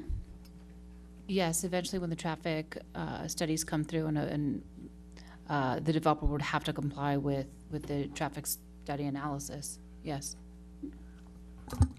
And my guess is the traffic study hasn't been done because, I mean, you wanted to first figure out like what's even happening with this project, I'm assuming.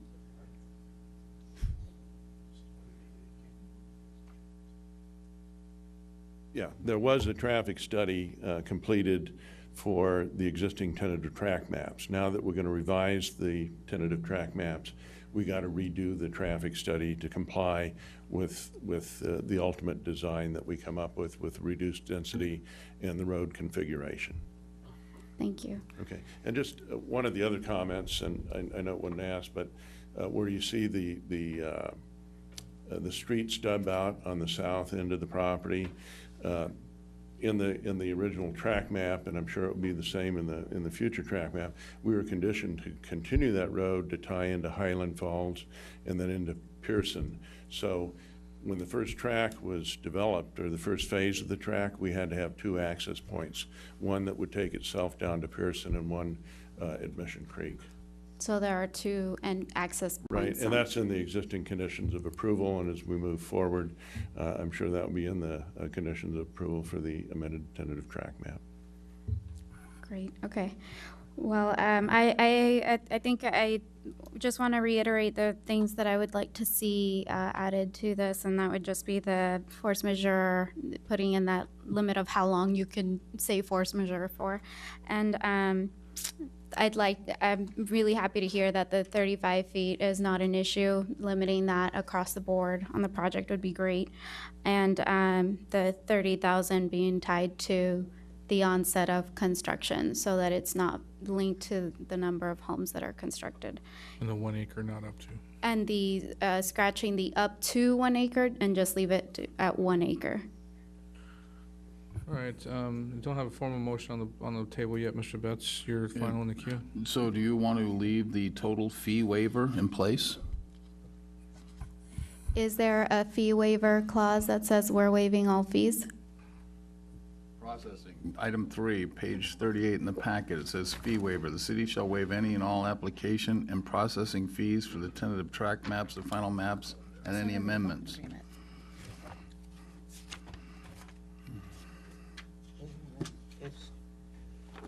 If that's there, and it's an issue for Councilmember Betts, then we can scratch that. And then what about setting a value to the park? How many acre park is it? Was it a Skyborn, was it, whether it's a 5 acre park? They haven't developed the site yet, so how could you put a value on a park? Well, you can say how much the park would be. I think it's Skyborn is 1.5 million. you'll Was have it a a- 5 acre park or a? You'll have another round of this when they actually develop the project and bring it forth to I you. think your development agreement has to take care of this stuff. You're not gonna be able to hold them to anything if you don't get that into this development agreement.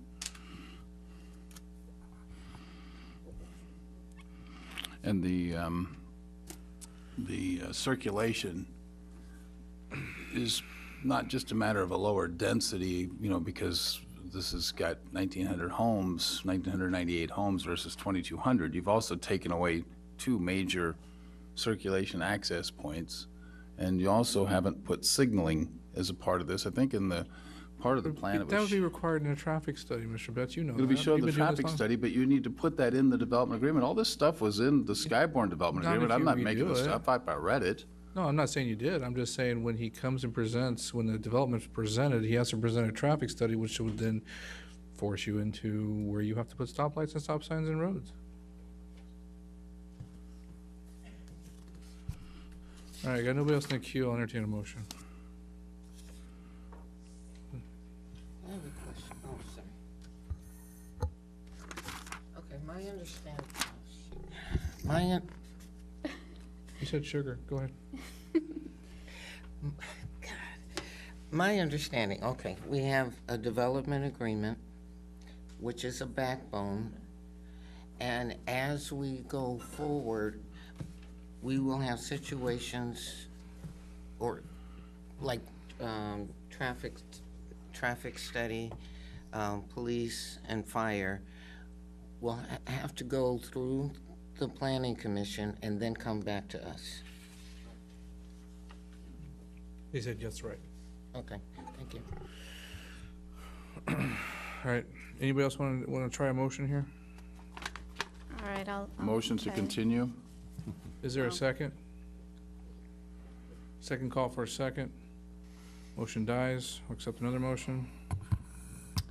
All right, I make a motion to adopt the addendum to the EIR, approve the development agreement with the changes in respect to the height and limiting that to 35 feet across the board, adding the clause for the force majeure,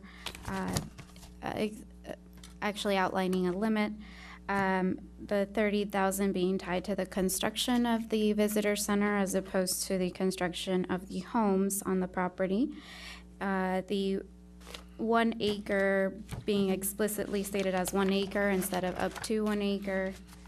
And no fee waivers. I'm not sure if it's there or not, but if it is, excluding that.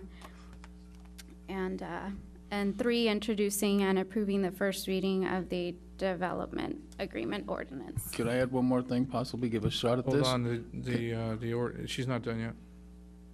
Well, Did you not add the 35 feet high limit in there? It's already there. Oh, Yeah, I did, I added it. I didn't hear her say And it. conditioning the development agreement on an acceptable approval of the tentative track maps, and that if the tentative track maps don't go through, the development agreement is expired? I mean, this is all contingent on these track maps being put in place, so there shouldn't be any problem with that. And if they can't successfully put these track maps in place, you're gonna have a development agreement hanging out there. So let's just condition that on what we think is gonna happen. Well, I think if we didn't agree with the track maps, then they'd have to redo them. City Attorney, is that correct? I thought I've had this conversation with you, is once they got a development agreement in place, if it's, the track map is not that much discretion that we have on some of this. No, the development agreement would be a separate entitlement from the track maps. The track maps would obviously go through the regular process, public hearing process, planning commission process, conditions of Yeah, approval. but if those track maps have 1,998 homes, the general parameters of this development agreement, then that's good enough, right? You've made your request to the person that's making the motion. Now you're getting back into discussion. I want her to finish her motion first. Do you accept his friendly amendment? Well, you can finish answering. I don't know if I understood the question correctly, but Are you good with the way the motion's set, or do you want more clarification? Yes, with the understanding that the track maps have to be, go through the process, get, feedback and be approved. Okay. All right, the motion's been made. Is there a second? Second. All right, any more discussion? Mr. Betts, Mr. Foley are both in the queue. Any more discussion? All right, please vote.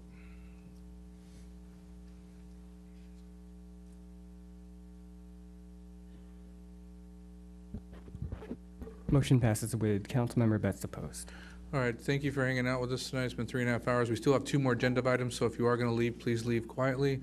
Our next item on the agenda is administrative calendar. Item number 4. No, not right now. Award construction contract for Palm Drive and Camino Aventura traffic signal. Mr. Porras? Yes, thank you, Mr. Mayor, members of the council. This item is regarding the construction contract for Palm Drive and Camino Aventura traffic signal. Just a brief history. In February of 2017, the CVAG Executive Committee approved $10 million in regional funding for projects that directly address bicycle and pedestrian accidents and fatalities along CVAG's regional arterials. In June of 2017, the CVAG Executive Committee approved various projects. One of those projects was the Desert Hot Springs Palm Drive Signals and Lighting Project, which was estimated to cost $2.7 million, included 24 new streetlights, a traffic signal synchronization element, and the completion of traffic signal warrants, and if warranted, the construction of the 5 traffic signals. The 5 traffic signals were at Palm Drive, Buena Vista, Palm Drive, Desert View, Palm Drive, Flora, Palm Drive, Camino Ventura, and Pearson Boulevard and Choya. In November, I need to interrupt, Mr. Mayor, before we go any further. My understanding was this was just the section down by Camino Campanero? Yes. And that we had bifurcated this, and it's not involving any, this is limited to construction that's well beyond 500 feet of my He's just going through the history. financial interest? This is only, the next sentence was this project was separated into 2 phases Okay, can to we address limit, immediate can we limit concerns. discussion to only those sections that Only are this one, on only this Palm and agenda? Campanero. Oh, Palm and Aventura, I'm sorry. Thank you. Yeah, this project was separated into 2 phases to address immediate safety concerns and complete the project in a timely manner. The traffic signal at Palm Drive and Camino Ventura was moved into phase 1, while the rest of the project was moved into phase 2 for the remaining of the design. In August 2018, Omnis completed the plan specs and estimates for traffic signal at Palm Drive and Camino Ventura. On August 11, 2018, the request for bid proposals was released. The notice and bidding bids was posted on city website, local newspaper, and with Planner Graphics, a local valley clearinghouse. The RFP was active for 30 days, and on September 11, 2018, we received 3 bids. The 3 bids were from Elecnor Belco Electric, DBX Incorporated, PTM General Engineering and Services. Staff reviewed the bids and verified all submittals and determined the lowest responsible bidder to be Elecnor Belco Electric Incorporated with a total bid amount of $367,998. Staff is recommending that council award the construction contract agreement to the lowest responsible bidder, Elecnor Belco Electric, and authorize the city manager to execute an agreement in the amount of $367,998 plus a 10% contingency of $36,799.80 for a total project budget of $404,797.80. That concludes my staff report. On the exhibits, you have some project plans, you had the bid proposal and the bid tabulation and the sample agreement, and I'll gladly answer any questions. All right, at this time, anybody in the public would like to speak to this item may come forth. No public comments? Close public comments, and we'll go to council member comments. Mr. McKee. Thank you. I've got 2 real quick questions. What's the timeline schedule for this? How long is it going to take? I don't know at this time. I would have to, once we do the pre-con, we would definitely establish a timeline, and I would come back with the final timeline. Are we picking the fastest person or the slowest person? We are picking the lowest responsive bidder, and it's... You understand what I'm saying? There's Yes. not that much difference between a lot of these bids. There could be a huge difference as far as speed is concerned, and I would Yes. rather go as fast as we can. Will do.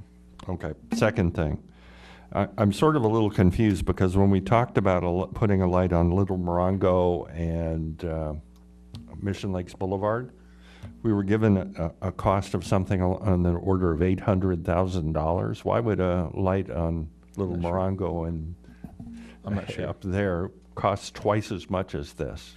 I don't Because there know. was a discussion as to how much each party was going to pay as far as the cost of that light.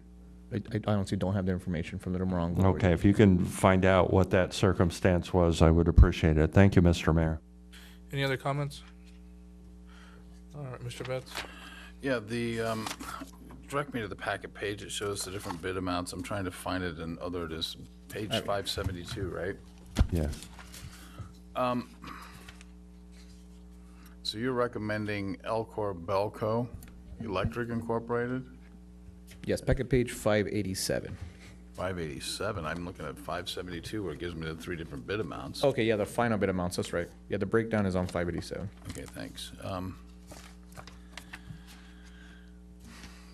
Which one of them super busy and can't get to this in a hurry?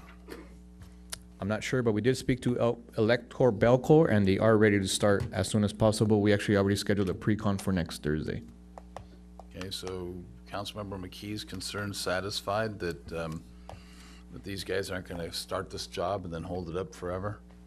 I certainly am very confident Elector Belcor is ready to start, yes. We ever put we don't put a condition on them. It has to be finished by a certain date, right? We don't, unless we know. The only concerns with this is that it is a brand new mast arm. I don't know what the delay time or what time it is on that lead time on the equipment itself, and that we will find out. Can you give me a description? I know we got information here, but can you give me a description of what we're looking at? Walk me up Palm Drive. Where does this start, and what are we going to be looking at? What changes am I going to see? This is strictly just the intersection of Palm Drive and Camino Ventura. You will have a T-type intersection with traffic signals on all four, not crossing on the west side.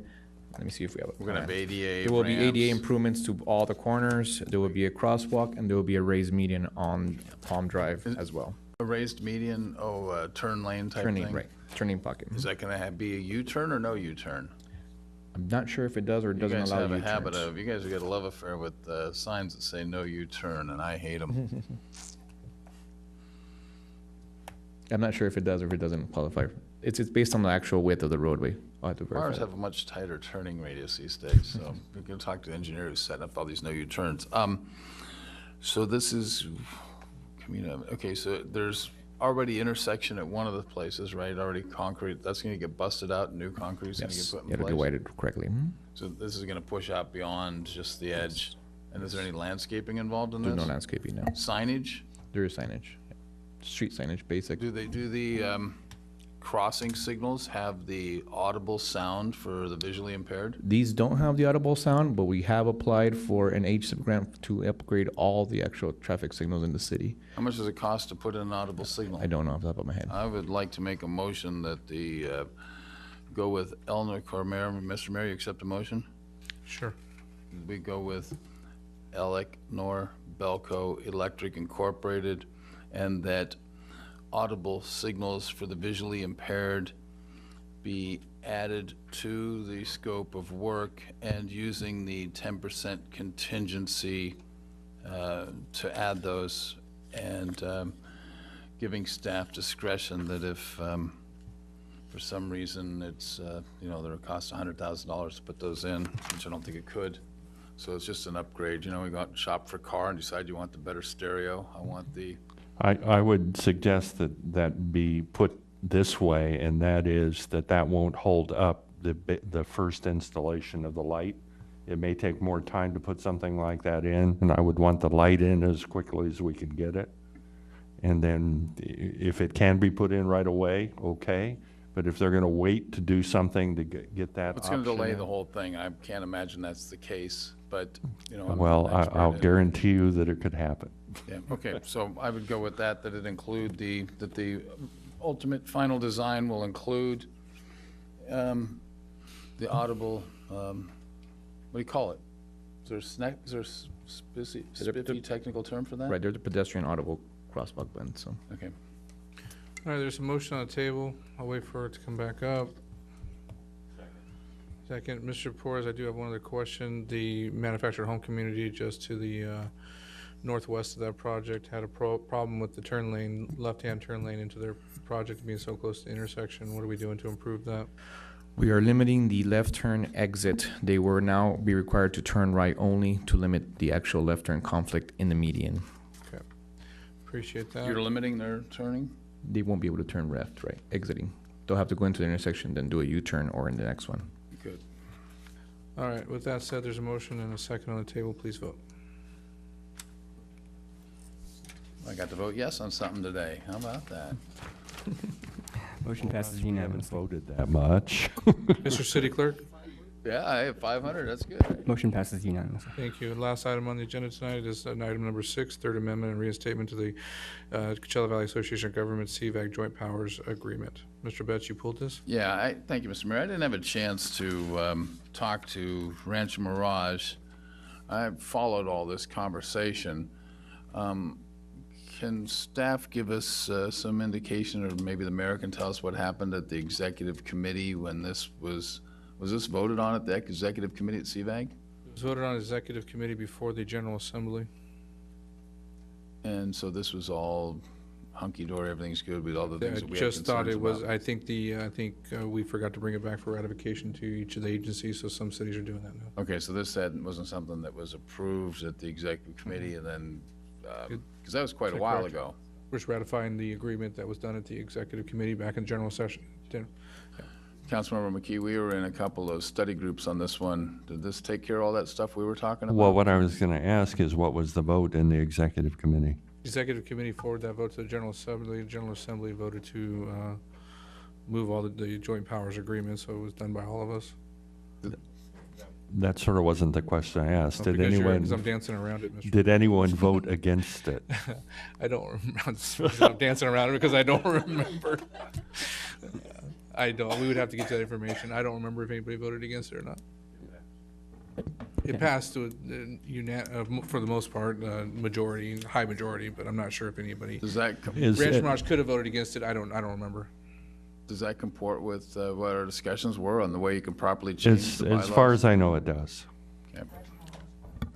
It's just been so long since we had these detailed, intense discussions on this. I wanted to make sure that we understood what was taking Nothing's place changed since here. then. It just wasn't ratified. Mr. by the Mayor, council. Rancho Mirage did do this. They ratified it. We're the last city to do this. The city council in Rancho Mirage did. Every other city has ratified That's this. correct. We're the last ones. So, have we been threatened that if we don't ratify it, we're out of CVAG? No, but they did call and say. Only "Can in you 90 finish days, this?" yeah. All right, I need a motion. Second. If we come up on the screen. Any other discussion, any public comments on this item? I see none. Please vote.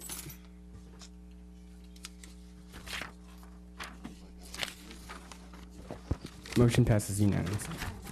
Thank you. There's future items you can talk to your city manager about. Any other public comments? Anybody get to speak at the beginning? I see none. We are adjourned.